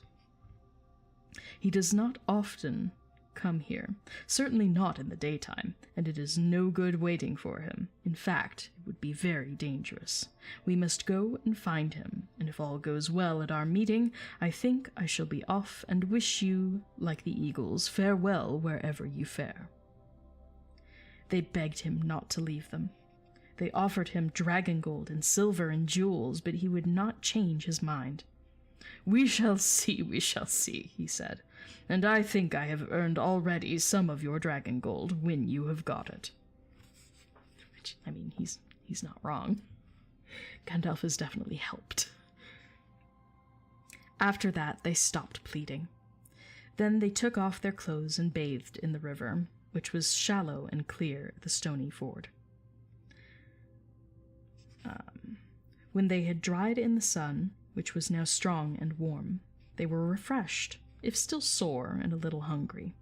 Soon they crossed the ford, carrying the Hobbit, and then began to march through the long green grass and down the lines of the wide-armed oaks and the tall elms. "And why is it called the Carrog?" asked Bilbo, as he went along at the wizard's side. He called it the Carrog because Carrog is his word for it. He calls things like that Carrogs, and this one is the Carrog, because it is the only one near his home, and he knows it well. "Who calls it? Who knows it?" "The somebody I spoke of, a very great person. You must all be very polite when I introduce you. I shall introduce you slowly, 2 by 2, I think. And you must be careful not to annoy him, or heaven knows what will happen. He can be appalling when he is angry, though he is kind enough if humored. Still, I warn you, he gets angry easily." The dwarves all gathered round when they heard the wizard talking like this to Bilbo. "Is that the person you are taking us to now?" they asked. "Couldn't you find someone more easy-tempered? Hadn't you better explain it all a bit clearer?" And so on. "Yes, it certainly is. No, I could not, and I was explaining very carefully," answered the wizard crossly. "If you must know more, his name is Beorn. He is very strong, and he is a skin changer." "What? A furrier? A man that calls rabbits conies, when he doesn't turn their skins into squirrels?" asked Bilbo. "Good gracious heavens, no, no, no, no!" said Gandalf. "Don't be a fool, Mr. Baggins, if you can help it. And in the name of all wonder, don't mention the word furrier again, as long as you are within 100 miles of his house, nor rug, cape, tippet, muff, nor any other such unfortunate word. He is a skin changer. He changes his skin. Sometimes he is a huge black bear. Sometimes he is a great, strong, black-haired man with huge arms and a great beard. I cannot tell you much more, though that ought to be enough. Some say he is a bear descended from the great and ancient bears of the mountains that lived there before the giants came. Others says that he is a man descended from the first men who lived before Smaug and the other dragons came into this part of the world, and before the goblins came into the hills out of the north. I cannot say, though I fancy the last is the true tale. He is not the sort of person to ask questions of.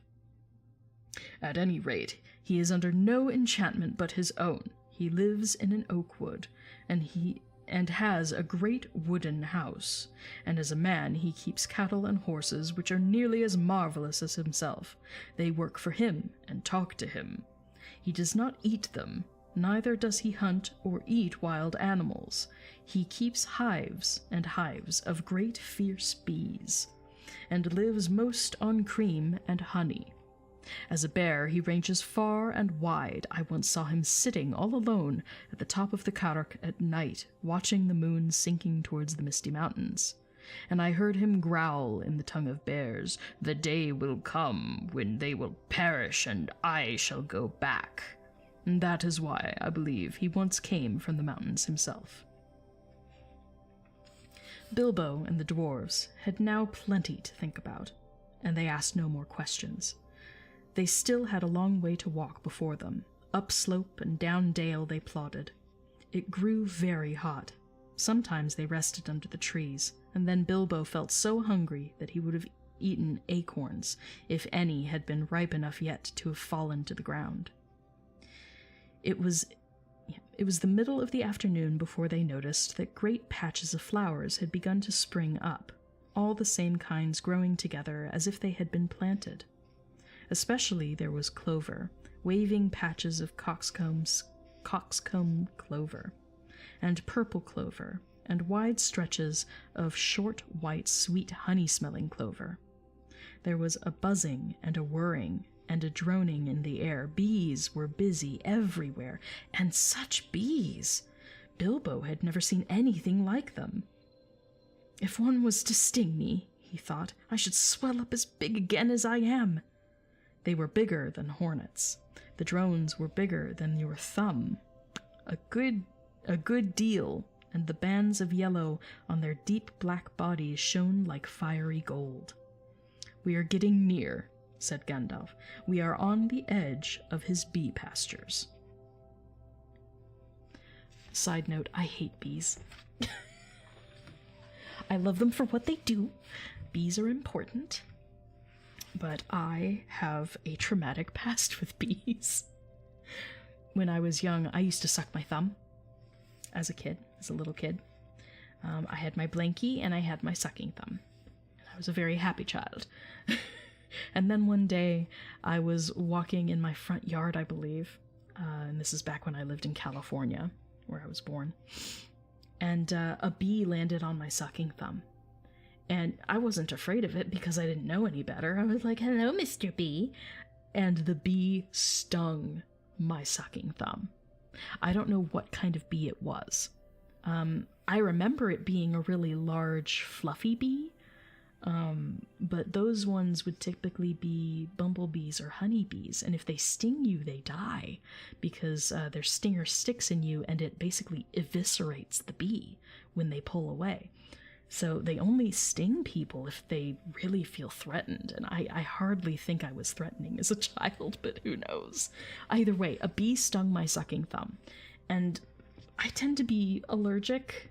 I don't think I'm full-out allergic to bee stings, but I was a little kid. So my entire sucking thumb swelled up really bad, and I couldn't suck my thumb for like a week, and it was so traumatic as a kid. So I get really like, I panic when I'm around too many bees. Unless I know for sure that they're all just honeybees, because I know that those aren't very aggressive. But where I currently live, we have the actual killer bees, the ones that swarm wasps and hornets and stuff. There are also tarantula hawks in my area, and while those aren't aggressive, they are very, very nasty stings. I think that's the second most painful sting in the animal kingdom, a tarantula hawk. They frighten me, and tarantula hawks are big. Tarantula hawks are the size that they are describing these bees to be in the book. The size of your thumb. That's a, 2 to 2.5 inch hornet. That's bonkers. Ugh. No. Not a fan at all. But yes, so I have a traumatic past with bees. You just learned something. Bees are most distressing. But I think they are cute. Sorry,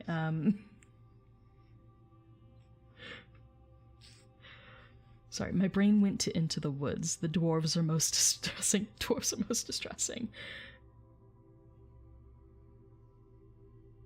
Oh, I think dwarves are most upsetting. I think he says upsetting, not distressing.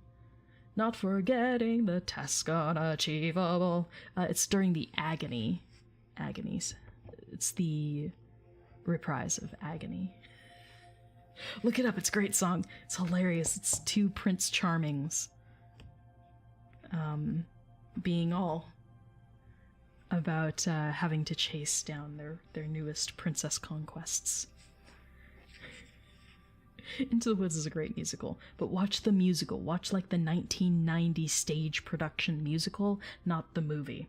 The movie is, it's not bad, but it's, the stage production with Bernadette Peters as the witch is amazing.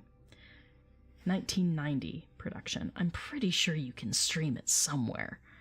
If not, it's a very cheap DVD to buy. Highly recommend. Yeah, bees are cute. Honeybees and bumblebees are totally cute, and they do such good things for the environment. I'm all for them. Theoretically. But if something starts buzzing around me, I have this visceral knee-jerk reaction of just freaking out. Because I got stung as a small child. I must have been no more than 4, maybe 5. 5 maximum, because I think we moved when I was 6. We moved out of state. Yikes.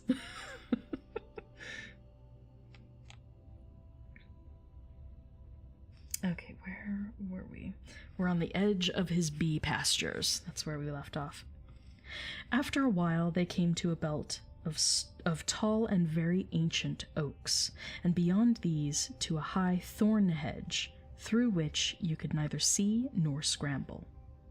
"You had better wait here," said the wizard to the dwarves, "and when I call or whistle again to come after me, you will see the way I go, but only in pairs, mind. About 5 minutes between each pair of you. Bombur is the fattest and will do for 2. He had better come alone and last. Come on, Mr. Baggins. There is a gate somewhere round this way." And with that he went off along the hedge, taking the frightened hobbit with him. They soon came to a wooden gate, high and broad, beyond which they could see gardens and a cluster of low wooden buildings, some thatched and made of unshaped logs, barns, stables, sheds, and a long, low wooden house. Inside, on the southward side of the great hedge, were rows and rows of hives with bell-shaped tops made of straw. The noise of the giant bees flying to and fro and crawling in and out filled all the air. The wizard and the hobbit pushed open the heavy creaking gate and went down a wide track towards the house. Some horses, very sleek and well-groomed, trotted up across the grass and looked at them intently with very intelligent faces. Then off they galloped to the buildings. "They have gone to tell him of the arrival of strangers," said Gandalf. Soon they reached a courtyard, 3 walls of which were formed by the wooden house and its 2 long wings. In the middle there was lying a great oak trunk with many loped branches beside it. Standing near was a huge man with a thick black beard and hair, and great bare arms and legs with knotted muscles. Big burly guy. He was clothed in a tunic of wool down to his knees, and was leaning on a large axe. The horses were standing by him, with their noses at his shoulder. "Ugh, here they are," he said to the horses. "They don't look dangerous. You can be off." He laughed a great rolling laugh, put down his axe, and came forward. "Who are you, and what do you want?" he asked gruffly, standing in front of them and towering tall above Gandalf. As for Bilbo, he could easily have trotted through his legs without ducking his head to miss the fringe of the man's brown tunic. "I am Gandalf," said the wizard. "Never heard of him," growled the man. "And what's this little fellow?" he said, stooping down to frown at the hobbit with his bushy black eyebrows. "That is Mr. Baggins, a hobbit of good family and unimpeachable reputation," said Gandalf. Bilbo bowed.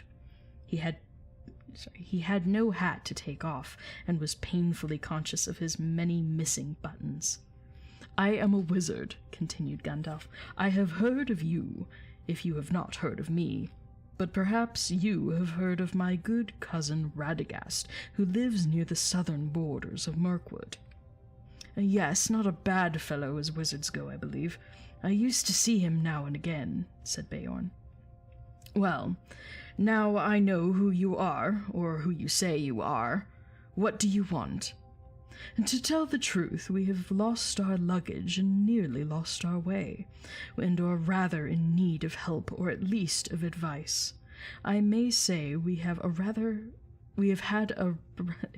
rather a bad time with goblins in the mountains." "Goblins?" said the big man less gruffly. "Oh, you've been having trouble with them, have you? What did you go near them for?" "We did not mean to. They surprised us at night in a pass which we had to cross. We were coming out of the lands over west into these countries. It is a long tale." "Then you had better come inside and tell me some of it, if it won't take all day," said the man leading the way through a dark door that opened out of the courtyard into the house. Following him, they found themselves in a wide hall with a fireplace in the middle. Though it was summer, there was a wood fire burning, and the smoke was rising to the blackened rafters in search of the way out through an opening in the roof.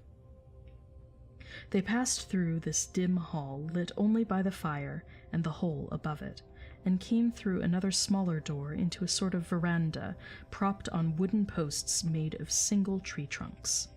It faced south, and was still warm and filled with the light of the westering sun, which slanted into it and fell golden on the garden full of flowers that came right up to the steps. Here they sat on wooden benches while Gandalf began his tale, and Bilbo swung his dangling legs and looked at the flowers in the garden, wondering what their names could be, as he had never seen half of them before. "I was coming over the mountains with a friend or two," said the wizard. "Or two?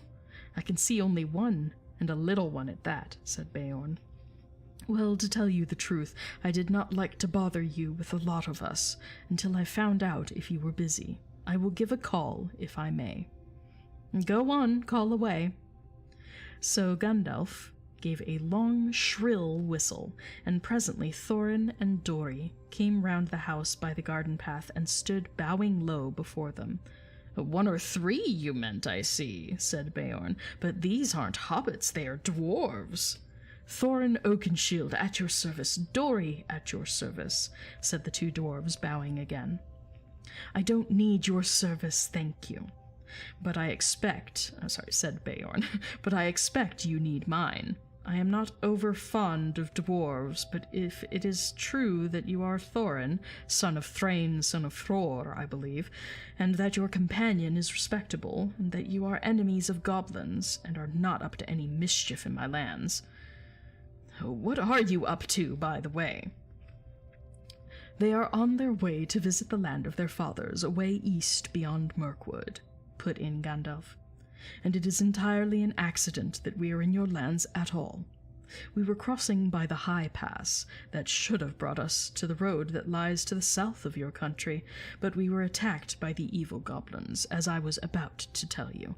"Go on telling, then," said Beorn, who was never very polite.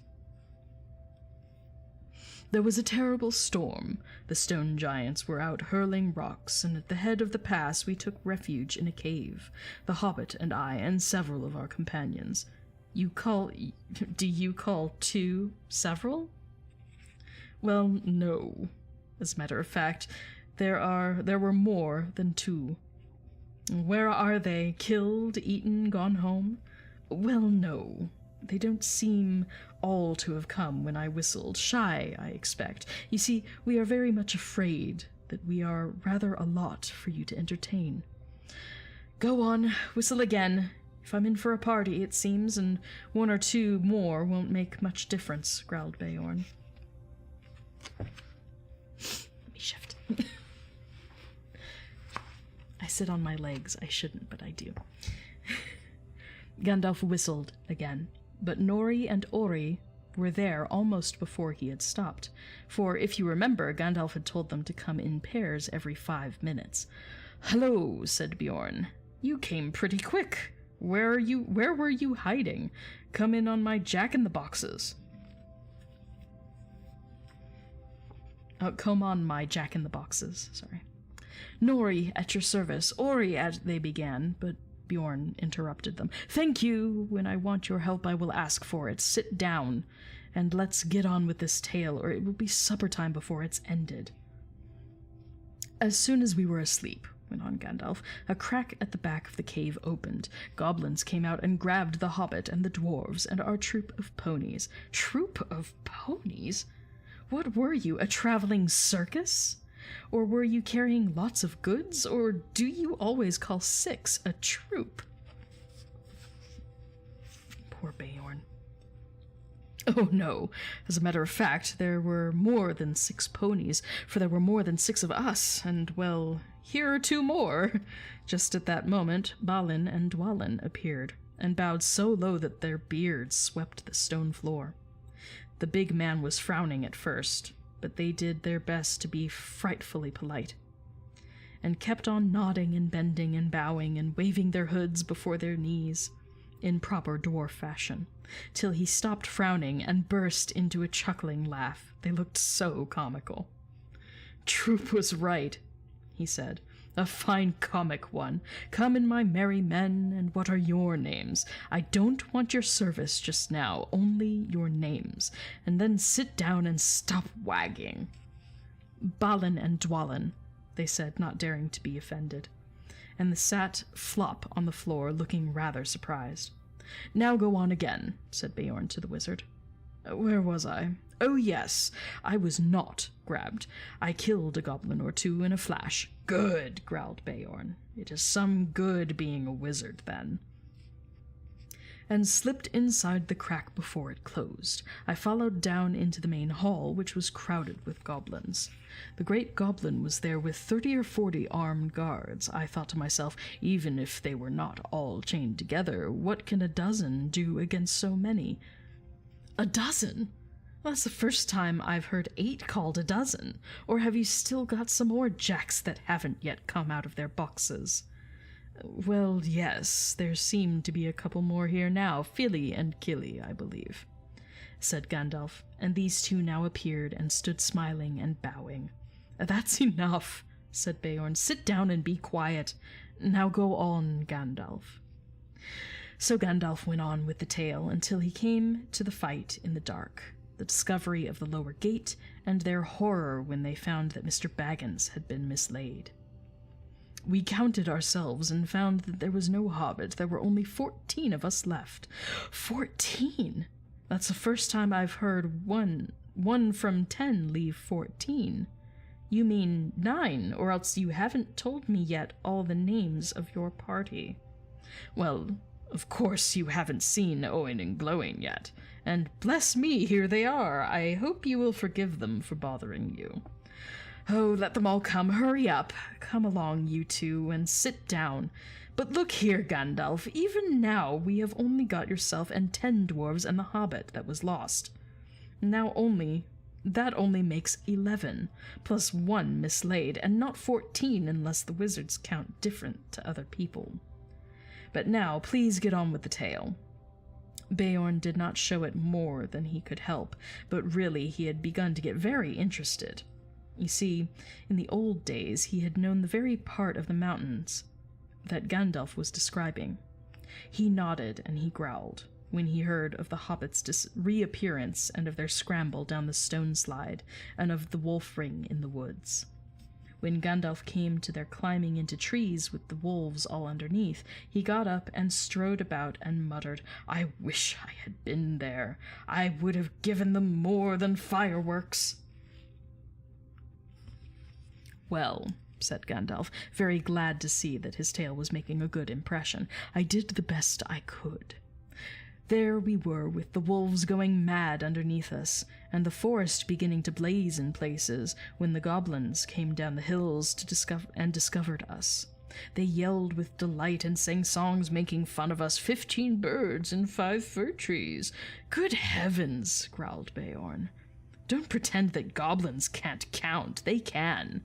12 isn't 15, and they know it." "And so do I. There were Befor and Bofor as well. I haven't ventured to introduce them before, but here they are." In came Befor and Bofor. "And me," gasped Bombur, puffing up behind. He was fat and also angry at being left till last. He refused to wait 5 minutes, and followed immediately after the other two. "Well, now there are 15 of you, and since goblins can count, I suppose that is all that there were up in the trees. Now perhaps we can finish this story without any more interruptions." Mr. Baggins saw then how clever Gandalf had been.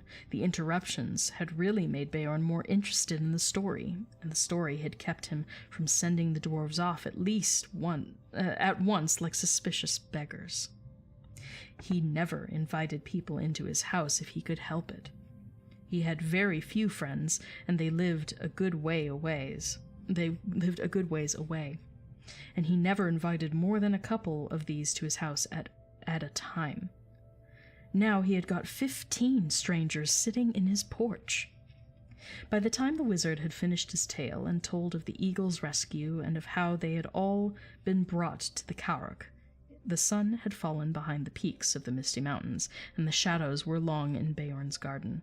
"A very good tale," said he, "the best I have heard for a long while. If all beggars could tell such a good one, they might find me kinder. You may be making it all up, of course, but you deserve a supper for the story all the same. Let's have something to eat." "Yes, please," they all said together. "Thank you very much." Inside the hall it was now quite dark. Beorn clapped his hands, and in trotted 4 beautiful white ponies and several large, long-bodied grey dogs. Beorn had said something to them in a queer language like animal noises turned into talk. They went out again and soon came back carrying torches in their mouths, which they lit at the fire and stuck in low brackets on the pillars of the hall about the central hearth. The dogs could stand on their hind legs when they wished and carry things with their 4 feet. Quickly they got out boards and trestles from the side walls and set them up near the fire. Then "Baa, baa, baa" was heard, and in came snow-white sheep led by a large coal-black ram. One bore a white cloth embroidered at the edges with figures of animals. Others bore on their broad backs trays with bowls and platters, and knives and wooden spoons, which the dogs took and quickly laid on the trestle tables. These were very low enough even for Bilbo to sit at comfortably. Beside them, a pony pushed 2 low-seated benches with wide rush bottoms, and the little, short, thick legs for Gandalf and Thorin, while at the far end he put Beorn's big black chair of the same sort, in which he sat with his great legs stuck far out under the table. Sorry, word order. These were all the chairs he had in his hall, and he probably had them low like the tables for the convenience of the wonderful animals that waited on him. What did the rest sit on? They were not forgotten.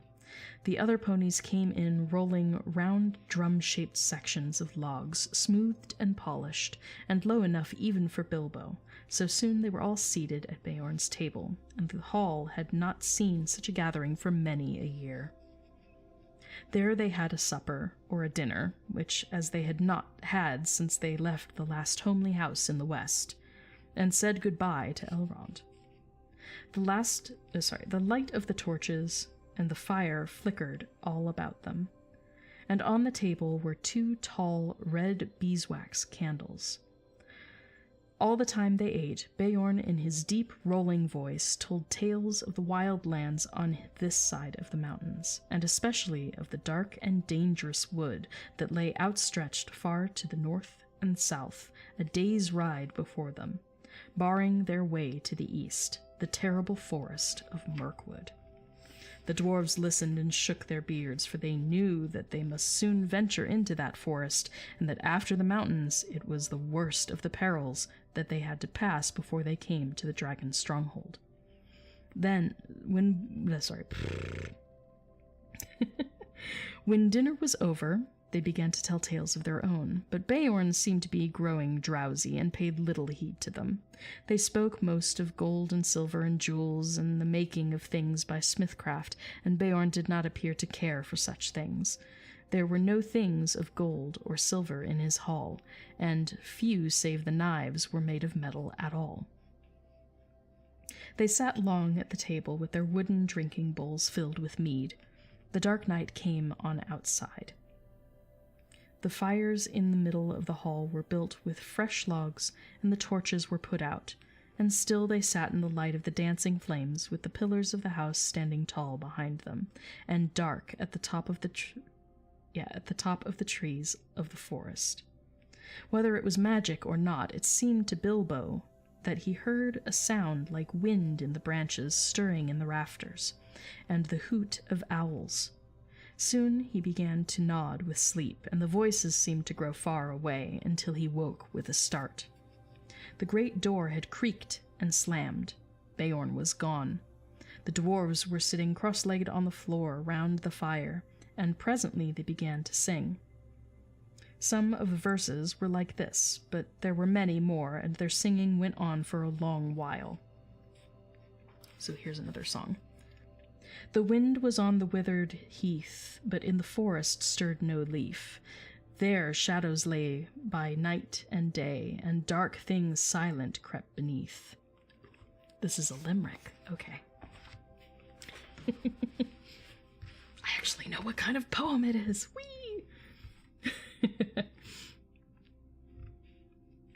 The wind came down from mountains cold, and like a tide it roared and rolled. The branches groaned, the forest moaned, and leaves were laid upon the mold. So this rhyme structure is called a limerick. You've probably heard it with the I met a little girlie, her hair was kind of curly, right? Went to her house to bust her out, I had to leave real early. That is a limerick. So here we go with Tolkien's limericks, which are far more tame. The wind went on from west to east. All movement in the forest ceased, but shrill and harsh across the marsh its whistling voices were released. The grasses hissed, their tassels bent, the reeds were rattling. On it went o'er shaken pool under heavens cool, where racing clouds were torn and rent. It passed the lonely mountain bare and swept above the dragon's lair. There, black and dark, lay boulders stark, and flying smoke was in the air. It left the world and took its flight over the wide seas of the night. The moon set sail upon the gale, and stars were fanned to leaping light. Bilbo began to nod again. Suddenly up stood Gandalf. "It is time for us to sleep," he said. "For us, but not, I think, for Beorn. In this hall we can rest sound and safe, but I warn you all not to forget what Beorn said before he left us. You must not stray outside until the sun is up, on your peril." Bilbo found that beds were already being laid at the side of the hall, on a sort of raised platform between the pillars and the outer wall. For him there was a little mattress of straw and woolen blankets. He snuggled into them very gladly. Summertime though it was. The fire burned low, and he fell asleep. Yet in the night he woke. The fire had now sunk to a few embers. The dwarves and Gandalf were all asleep, to judge by their breathing. A splash of white on the floor came from the high moon, which peered down through the smoke hole in the roof. There was a growling sound outside, and a noise as of some great animal scuffling at the door. Bilbo wondered what it was, and whether it could be Beorn in enchanted shape, and if he would come in as a bear and kill them. He dived under the blankets and hid his head, and fell asleep again at last in spite of his fears. Gonna take a moment. Wish my nose wasn't bothering me so much.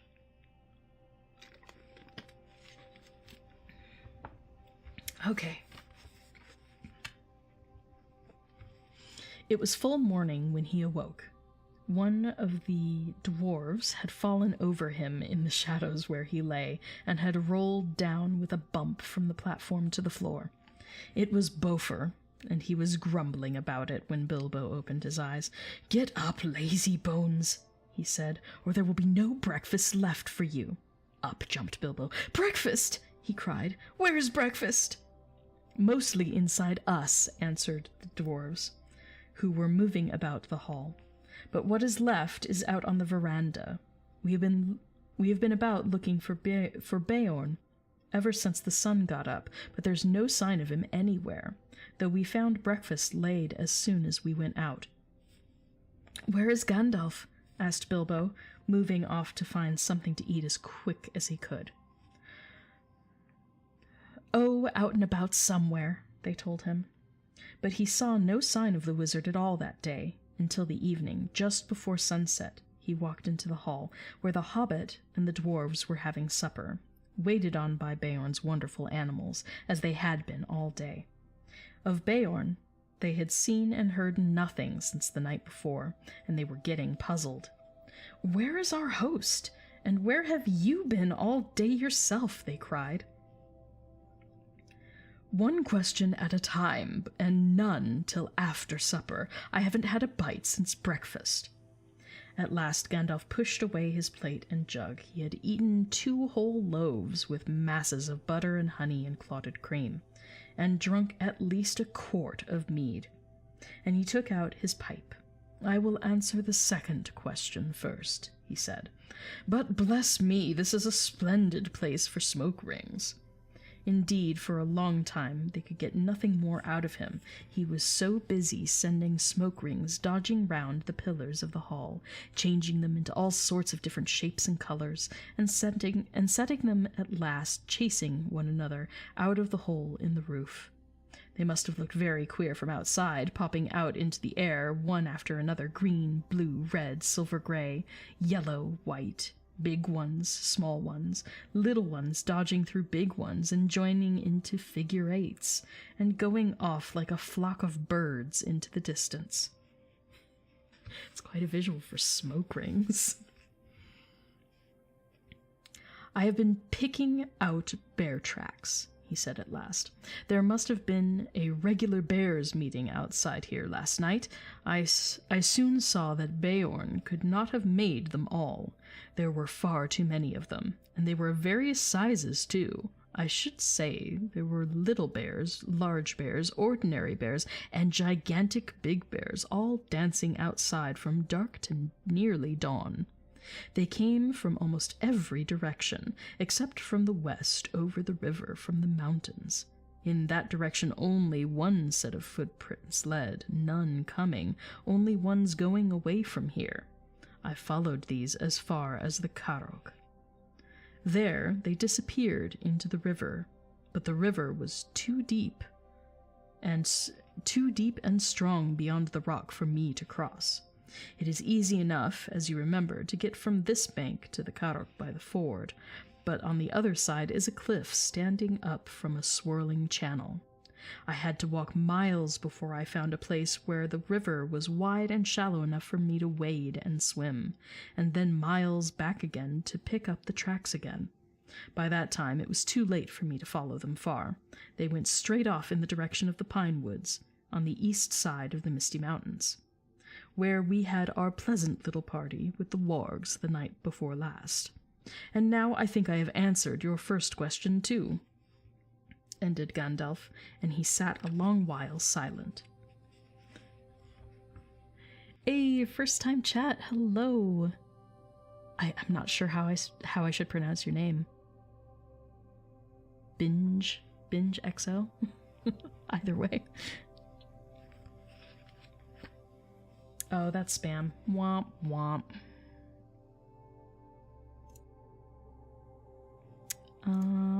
I can fix that, I think. Banned. Goodbye. I don't need to buy anything, thanks. Thanks, no thanks. Bye. That was easy.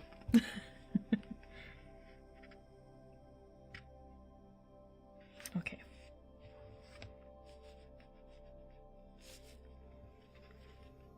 Alright, so Gandalf's like, and I think I've answered the first question now too.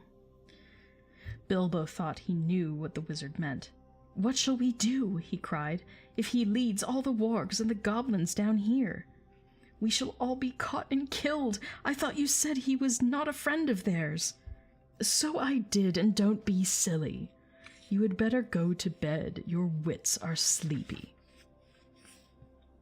The hobbit felt quite crushed, and as there seemed nothing else to do, he did go to bed, and while the dwarves were still singing songs, he dropped asleep, still puzzling his little head about Beorn, till he dreamed a dream of hundreds of black bears dancing slow, heavy dances, round and round in the moonlight in the courtyard.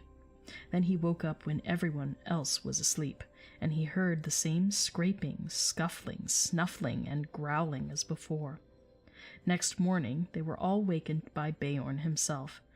"So here you all are still," he said. He picked up the hobbit and laughed.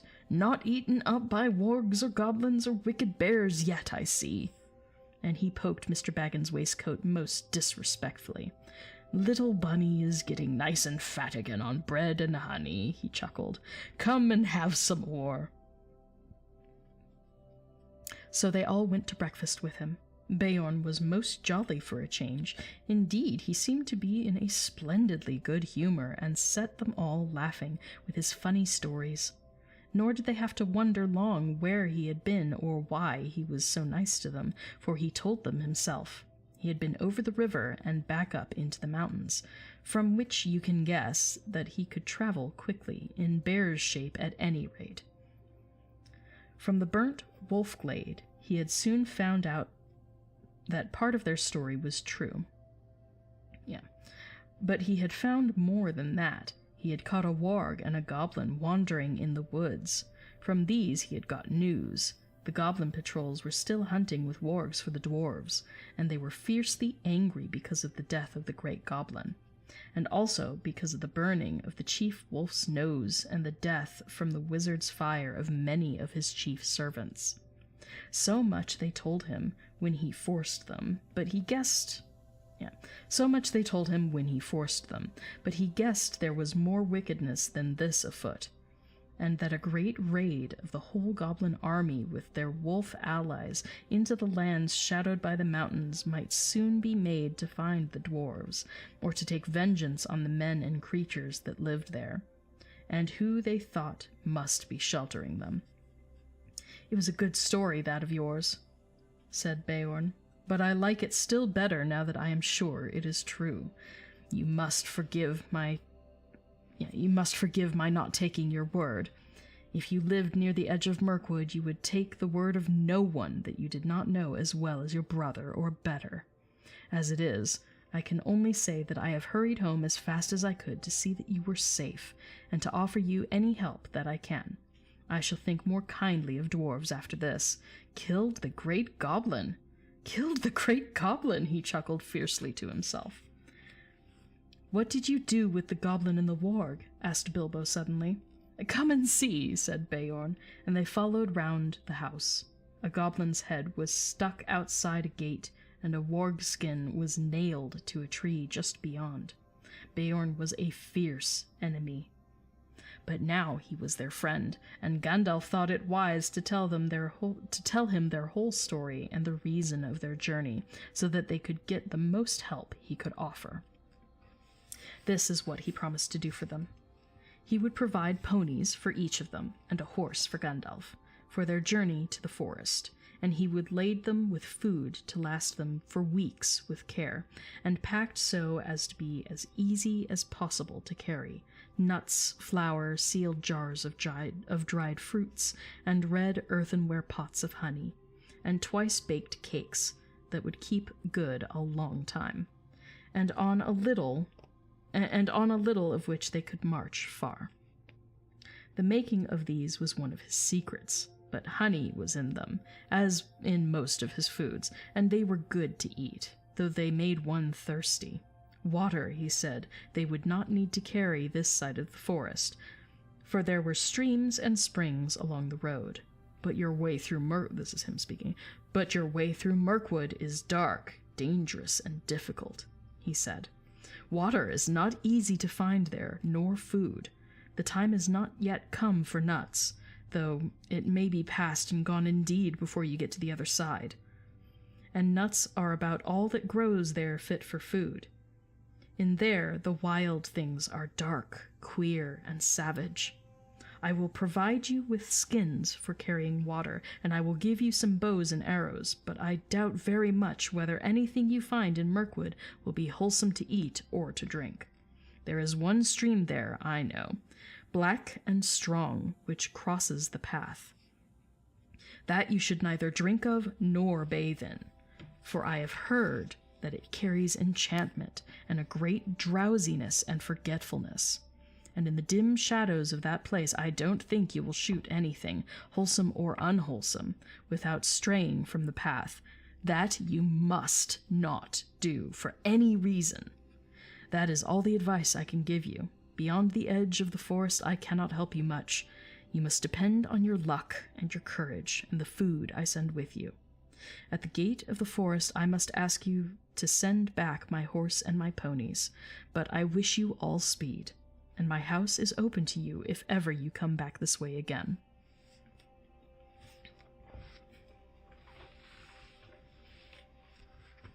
So, important note, don't drink from the river. Don't bathe in the river, don't touch the river, okay? And don't stray from the path. Don't stray from the path. You have one job, dwarves. One job. They thanked him, of course, with many bows and sweepings of their hoods, and with many an "At your service, O master of the wide wooden halls." But their spirits sank at his grave words, and they all felt that the adventure was far more dangerous than they had thought, while all the time, even if they passed all the perils of the road, the dragon was waiting at the end. All that morning they were busy with preparations. Soon after midday they ate with Beorn for the last time, and after the meal they mounted the steeds he was lending them, and bidding him many farewells, they rode off through his gate at a good pace. As soon as they left his high hedges at the east of his fenced lands, they turned north and then bore to the northwest. By his advice, they were no longer making for the main forest road to the south of his land. Had they followed the pass, their path would have led them down a stream from the mountains that joined the great river miles south of the Carrock. At that point, there was a deep ford, which they might have passed, if they had still had their ponies, and beyond that a track led to the skirts of the wood and to the entrance of the old forest road.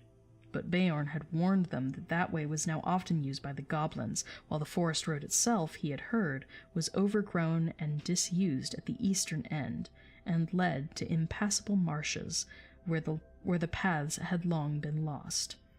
Its eastern opening had also always been far to the south of the Lonely Mountain, and would have left them still with a long and difficult northward march when they had got to the other side. North of the Carrock, the edge of Mirkwood drew closer to the borders of the great river, and though here the mountains too drew down nearer, Beorn advised them to take this way, for at a place a few days' ride due north of the Carrock was the gate of a little-known pathway through Mirkwood that led almost straight towards the Lonely Mountain. "The goblins," Beorn had said, "will not dare to cross the great river for 100 miles north of the Carrock, nor to come near my house. It is well protected at night. But I should ride fast, for if they make their raid soon, they will cross the river to the south and scour all the edge of the forest, so as to cut you off, and wargs run swifter than ponies.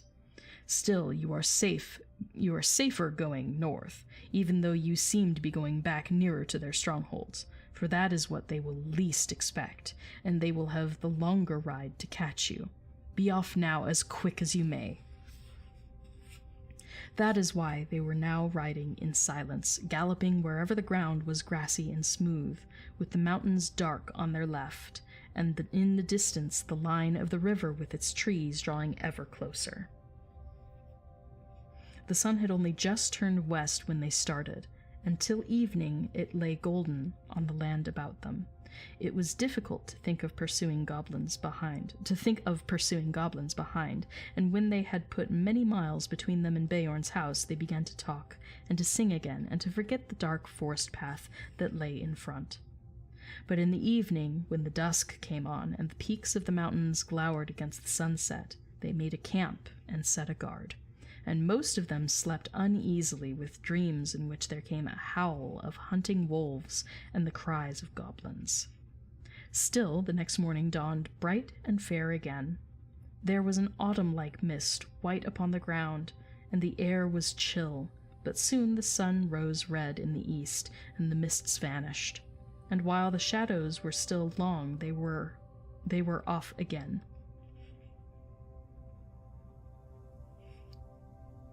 And while the shadows were still long, they, being the dwarves and Hobbit and everyone, were off again.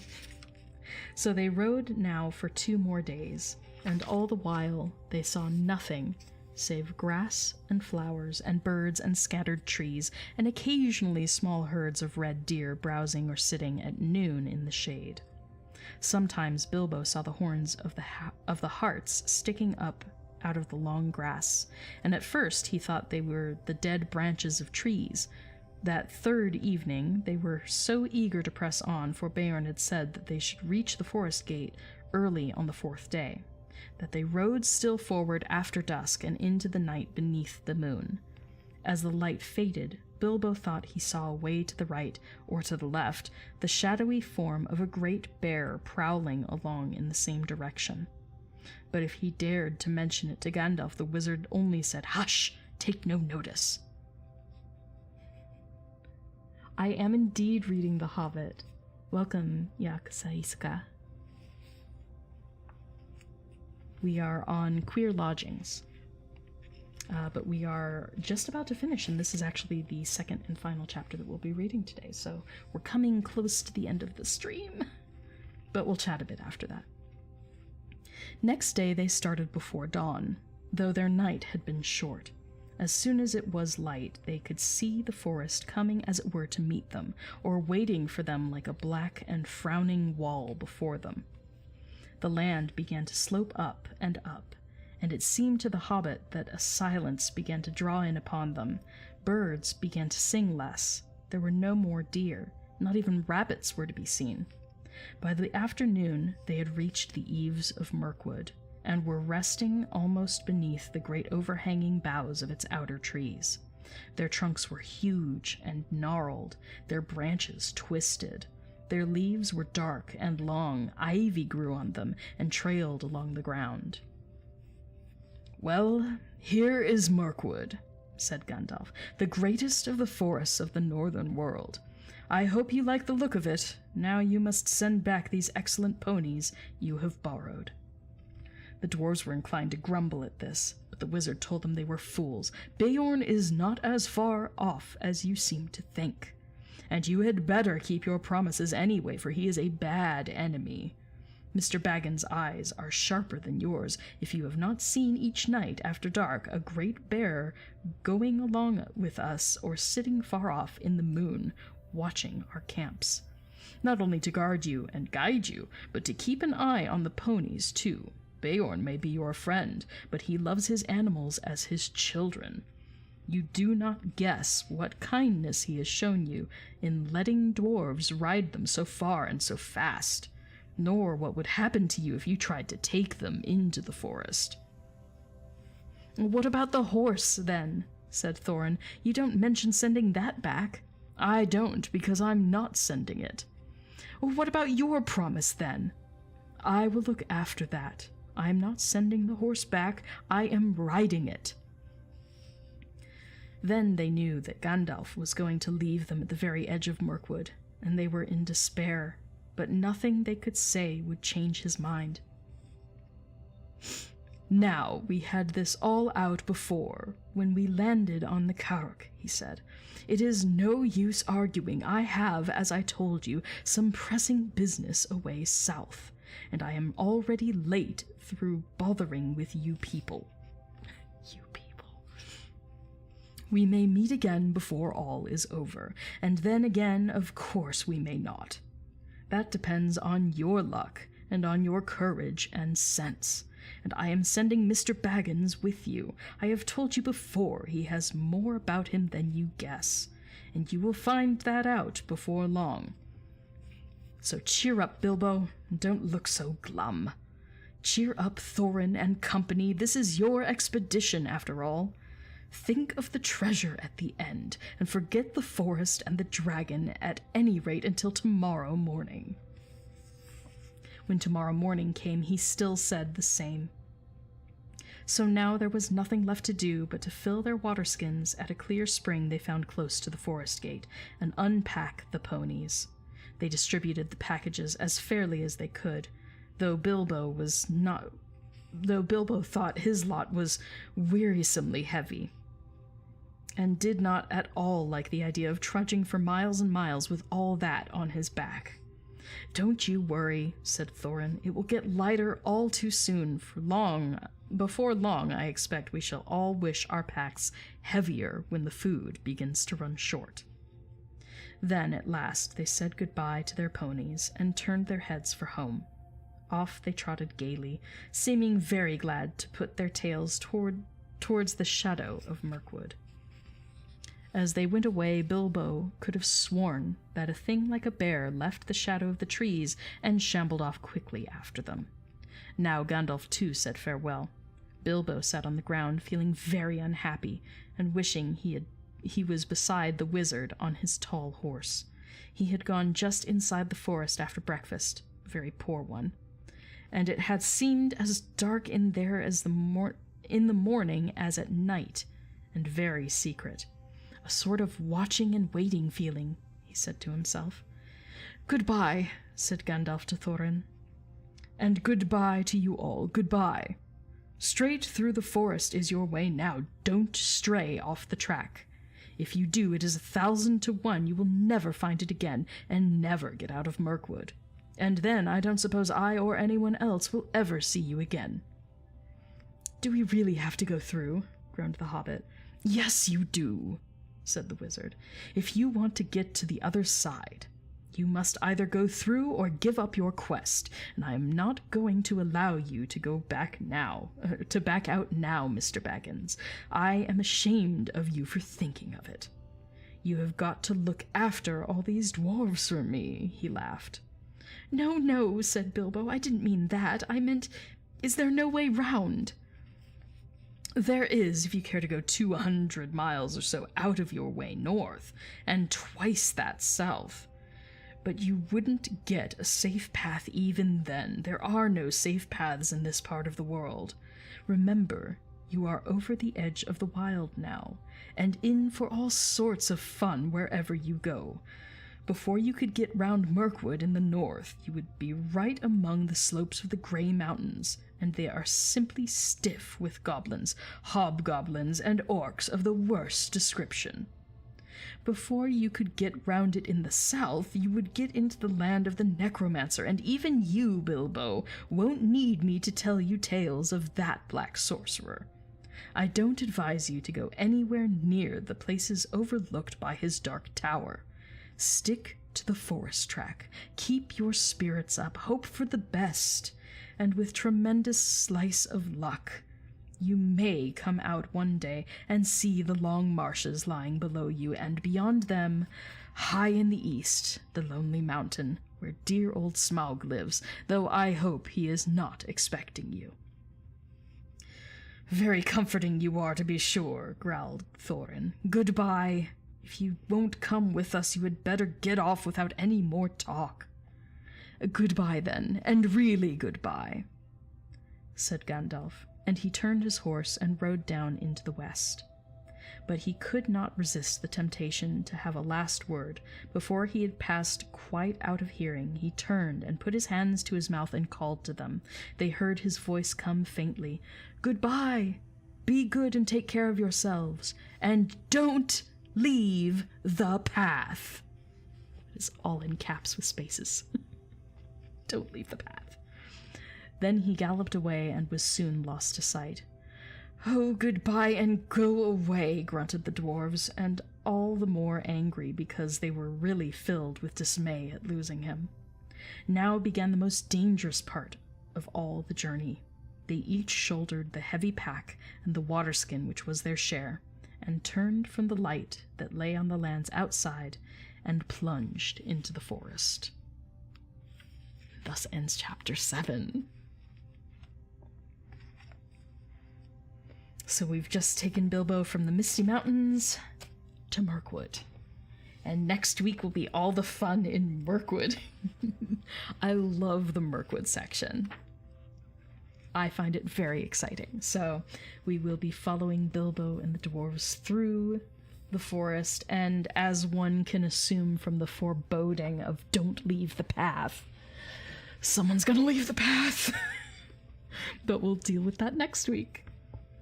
So next week we'll do chapters 8 and 9, which are Flies and Spiders and Barrels Out of Bond. So we will also get our first look at the Elven King, King Thranduil of Mirkwood, or of Erengalen, which is the Elvish name for the forest before it became Mirkwood, which is...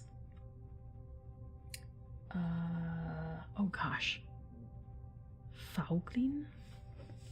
What is the name of Mirkwood in Elvish? I am having a complete brain fart. Let's fix it.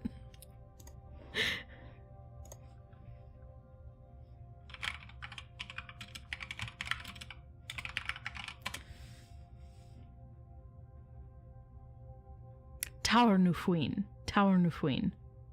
Okay. I think I was thinking Fuinglad, which I think is another name for it.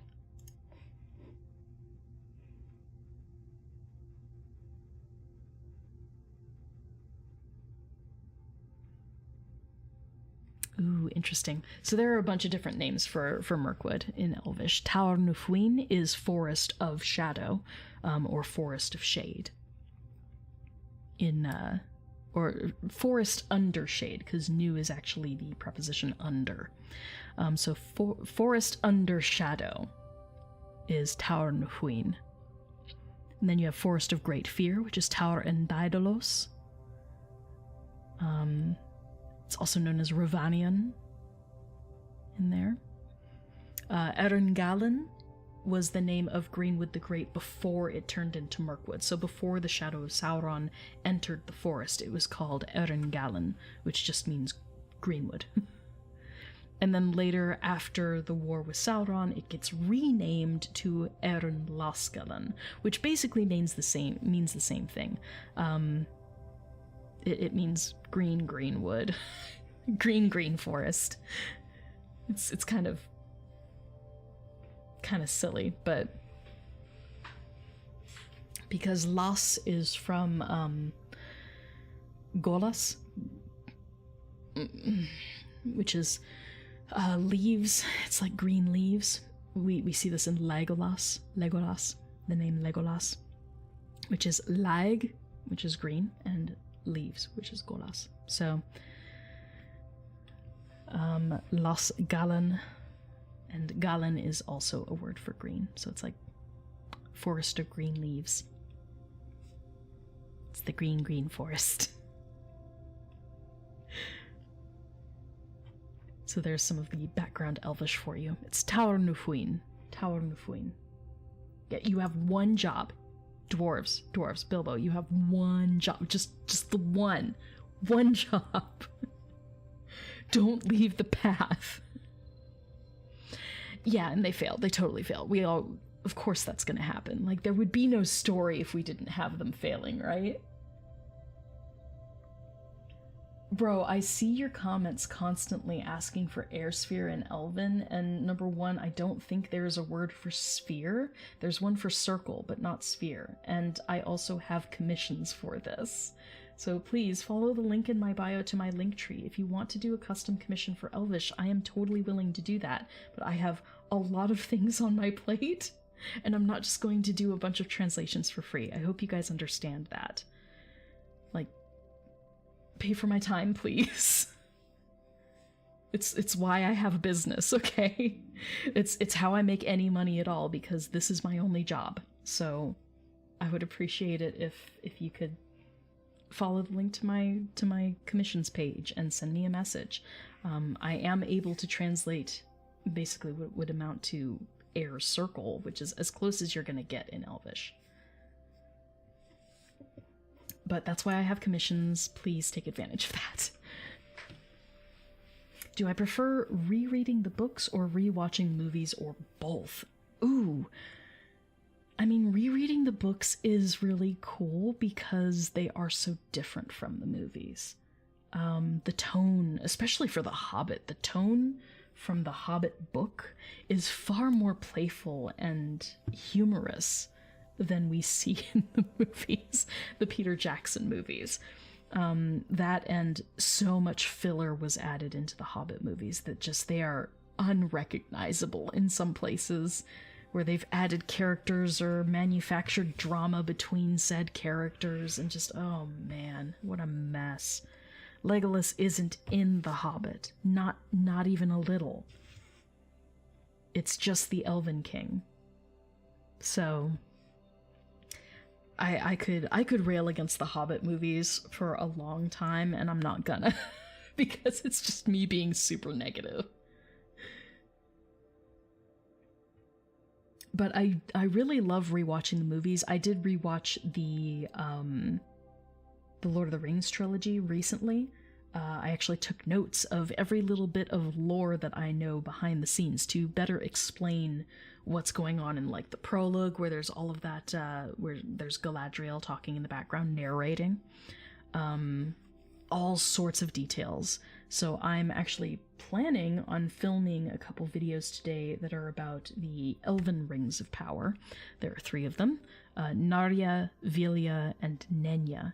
So those are the rings of fire, air, and water, respectively. So I did some more research and looked things up, and I have videos for each of the rings.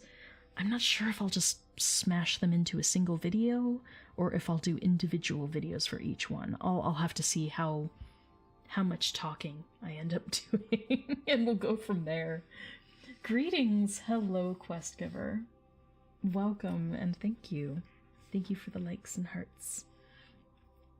So I did recently rewatch The Lord of the Rings, and took down a bunch of notes. So I have prompts for over 120 videos that'll basically go chronologically through the entirety of the trilogy and explain all the little bits of lore that you may or may not know, depending on how much of Tolkien's lore you have read.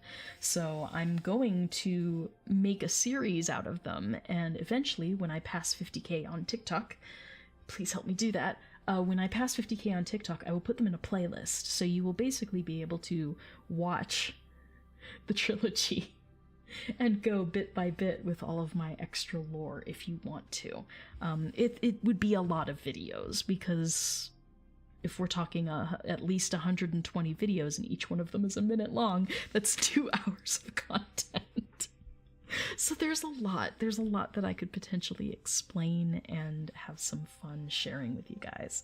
So hopefully you guys will enjoy those bits and pieces as I compile them. I will be trying to cross-post them as YouTube shorts as well, because I can put them in a playlist on YouTube. So that's the goal. That's what I'm trying to do. And in the meantime, I'm still reviewing all of my Elvish stuff, so I can hopefully, I want to say in a couple months, start filming the Elvish lessons. I want to get some of those out before the end of the year, so that's also a goal. And if you're looking forward to the Elvish lessons, please head to my head to my website, or link in my bio over on TikTok. Go to my website, elfboy.com, and sign up for the mailing list. You'll get one welcome email that will have a free PDF in there that will teach you how to write English words in Elvish Tengwar. So if you've been looking to try and learn how to write things in the Elvish Tengwar script, join my mailing list. You get a free PDF that teaches you basically everything you need to know in order to do English words. So it won't teach you Elvish, but it will teach you how to write English in the Elvish alphabet. So that's free. That is free. It took me an entire week to make, and it's free. But then you'll be signed up for my mailing list, and if you want any updates about the Elvish lessons, those will be sent to you without you having to worry about it. I very, very rarely send any emails. I think I've only sent one this year. So they are super seldom. I don't have like a regular newsletter or anything, so there will be no reason for you to unsubscribe from the mailing list, because you will only get major updates. And that is all. Because I don't fuck around with that. I hate getting like weekly or sometimes daily emails from lists that I've subscribed to. I'm like, no, leave me alone. Like, unless you have something specific to tell me in particular, leave me the fuck alone. So I don't want to be that person. I'm going to be the opposite of that. You need that right now. Well, there you go. Link there. I appreciate you guys. Thank you so much. So yeah, I think that brings us to the end of the stream. 2.5 hours now. Good size stream for the day. I'm gonna go get some food and then try to film my videos about the Elven Rings of Power. I've been planning those for a couple days. Oh no, spam emails are the worst. I have an old email address that's like that. Like, I've gotten notifications that it's on the dark web. Like, with relative frequency. So that's definitely not a safe email address anymore. The only reason I don't outright just delete the thing is because I have instant messenger. I have basically Google chat conversations with my partner. And so I have some of, the work that we've done together in those emails and in that chat. And there's no easy way to download a Google chat conversation. Like, I have them all in these long emails of sorts, because the chat message is saved as email messages back and forth. It's confusing. I don't know why Google did it like that. But for whatever reason, it's nearly impossible for me to get my chat logs out of there. So at some point, I'm going to have to just devote a couple weeks to going in and cutting and pasting everything into a document and saving it. Which is going to be a nightmare. But I'll do it. I'll do it if it means I can finally shut that entire email address down. Because luckily for me, most of my important accounts, anything that has to do with my finances or stuff like that, all of my website stuff, everything is on my newer email address, which is the wizardwaychris@gmail.com. And then the one for all of my commissions and everything is elfboyshopify@gmail.com. Because I have a Shopify website, so anything that goes to, through the contact me form goes directly to a separate email address, which is how I keep things straight, so people don't fall through the cracks and get lost forever, like in my Instagram messages. People still message me on Instagram sometimes, and I miss them for sometimes an entire month. So please, if you're ever trying to get a hold of me, use the contact form on my website, because that will actually go to its own email address and I will see it. That said, y'all know where to find me. Yeah, oof. I would go through, if you use Chrome, I don't know about other browsers, but if you use Chrome and you use the whole saving your passwords thing, go to your password section and scroll through and note every website that you have an account on that you want to switch to a new email address. And yeah, anything that's important or confidential, definitely take note of all those websites, go and then change that to your new email address. It'll take time. It's time intensive. I had to do it once, so. But then anything that you don't need anymore, you can just let it die with your email address. But it's worth going through and taking the time to remove all of your personal information if you can. I've done it. It's not fun. So Godspeed with that, because that's not a fun task to tackle. But I'm going to go get some food in me, and then we'll record some videos. Hopefully those will go up, probably not today, but maybe tomorrow? Certainly before the end of the week. There will be more videos having to do with the Rings of Power, and I will move on through the rest of the prologue. I have quite a few notes on the prologue for the Lord of the Rings, Fellowship of the Ring. So, yeah, it's on your plate. Yikes. I feel your pain. I really do. I have to do that for a change of address because I moved recently and I need to update all of my accounts to reflect that. So I'm kind of there with you, just to a lesser extent. But yeah, so stay tuned on my TikTok for, well, TikTok and YouTube, because I'm going to be doing the shorts. I'm going to be doing the shorts. I need to remember. So YouTube is definitely the place to follow me if you are able. TikTok, I post more frequently, and silly stuff gets posted there too, versus I'm trying to keep things a little more organized here on my YouTube channel. But that's definitely the place to follow me, is YouTube. Turn on notifications if you want to know when I go live and when I post new content. So that's that. I think that's it for today, you guys. Everybody, please take care. Thank you so much for joining me. There will be probably an ASMR stream in the next couple days. I'm planning on it. And there will be the Silmarillion Saturday, which is going to be the first part of the Lay of Lathian. So if you like the story of Beren and Luthien, or you like Tolkien's poetry, you will definitely want to tune in the next few weeks on Saturday morning / early afternoon, depending on your time zone. I hope that you guys enjoy those streams, because now that we're hitting the Lay of Lathian, you guys are going to really enjoy the poetry. The Children of Húrin is really hard to read aloud. The Lay of Lathian is so much easier to read aloud, because it's just, I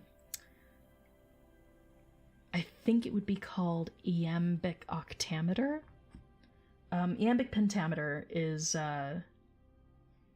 what we get with Shakespeare's sonnets. In faith I do not love thee with mine eyes, for they in thee 1,000 errors note. 10 syllables, and there's a rhythm to it. Same thing, but with 8-syllable lines and rhyming couplets. Rhyming couplets. So 2 lines that are next to each other. The rhyme scheme is A, A, B, B, C, C, D, D, etc., etc., etc. So I'm looking forward to it. I love the way Lay of Lathian rolls off the tongue, so it's really fun to read aloud.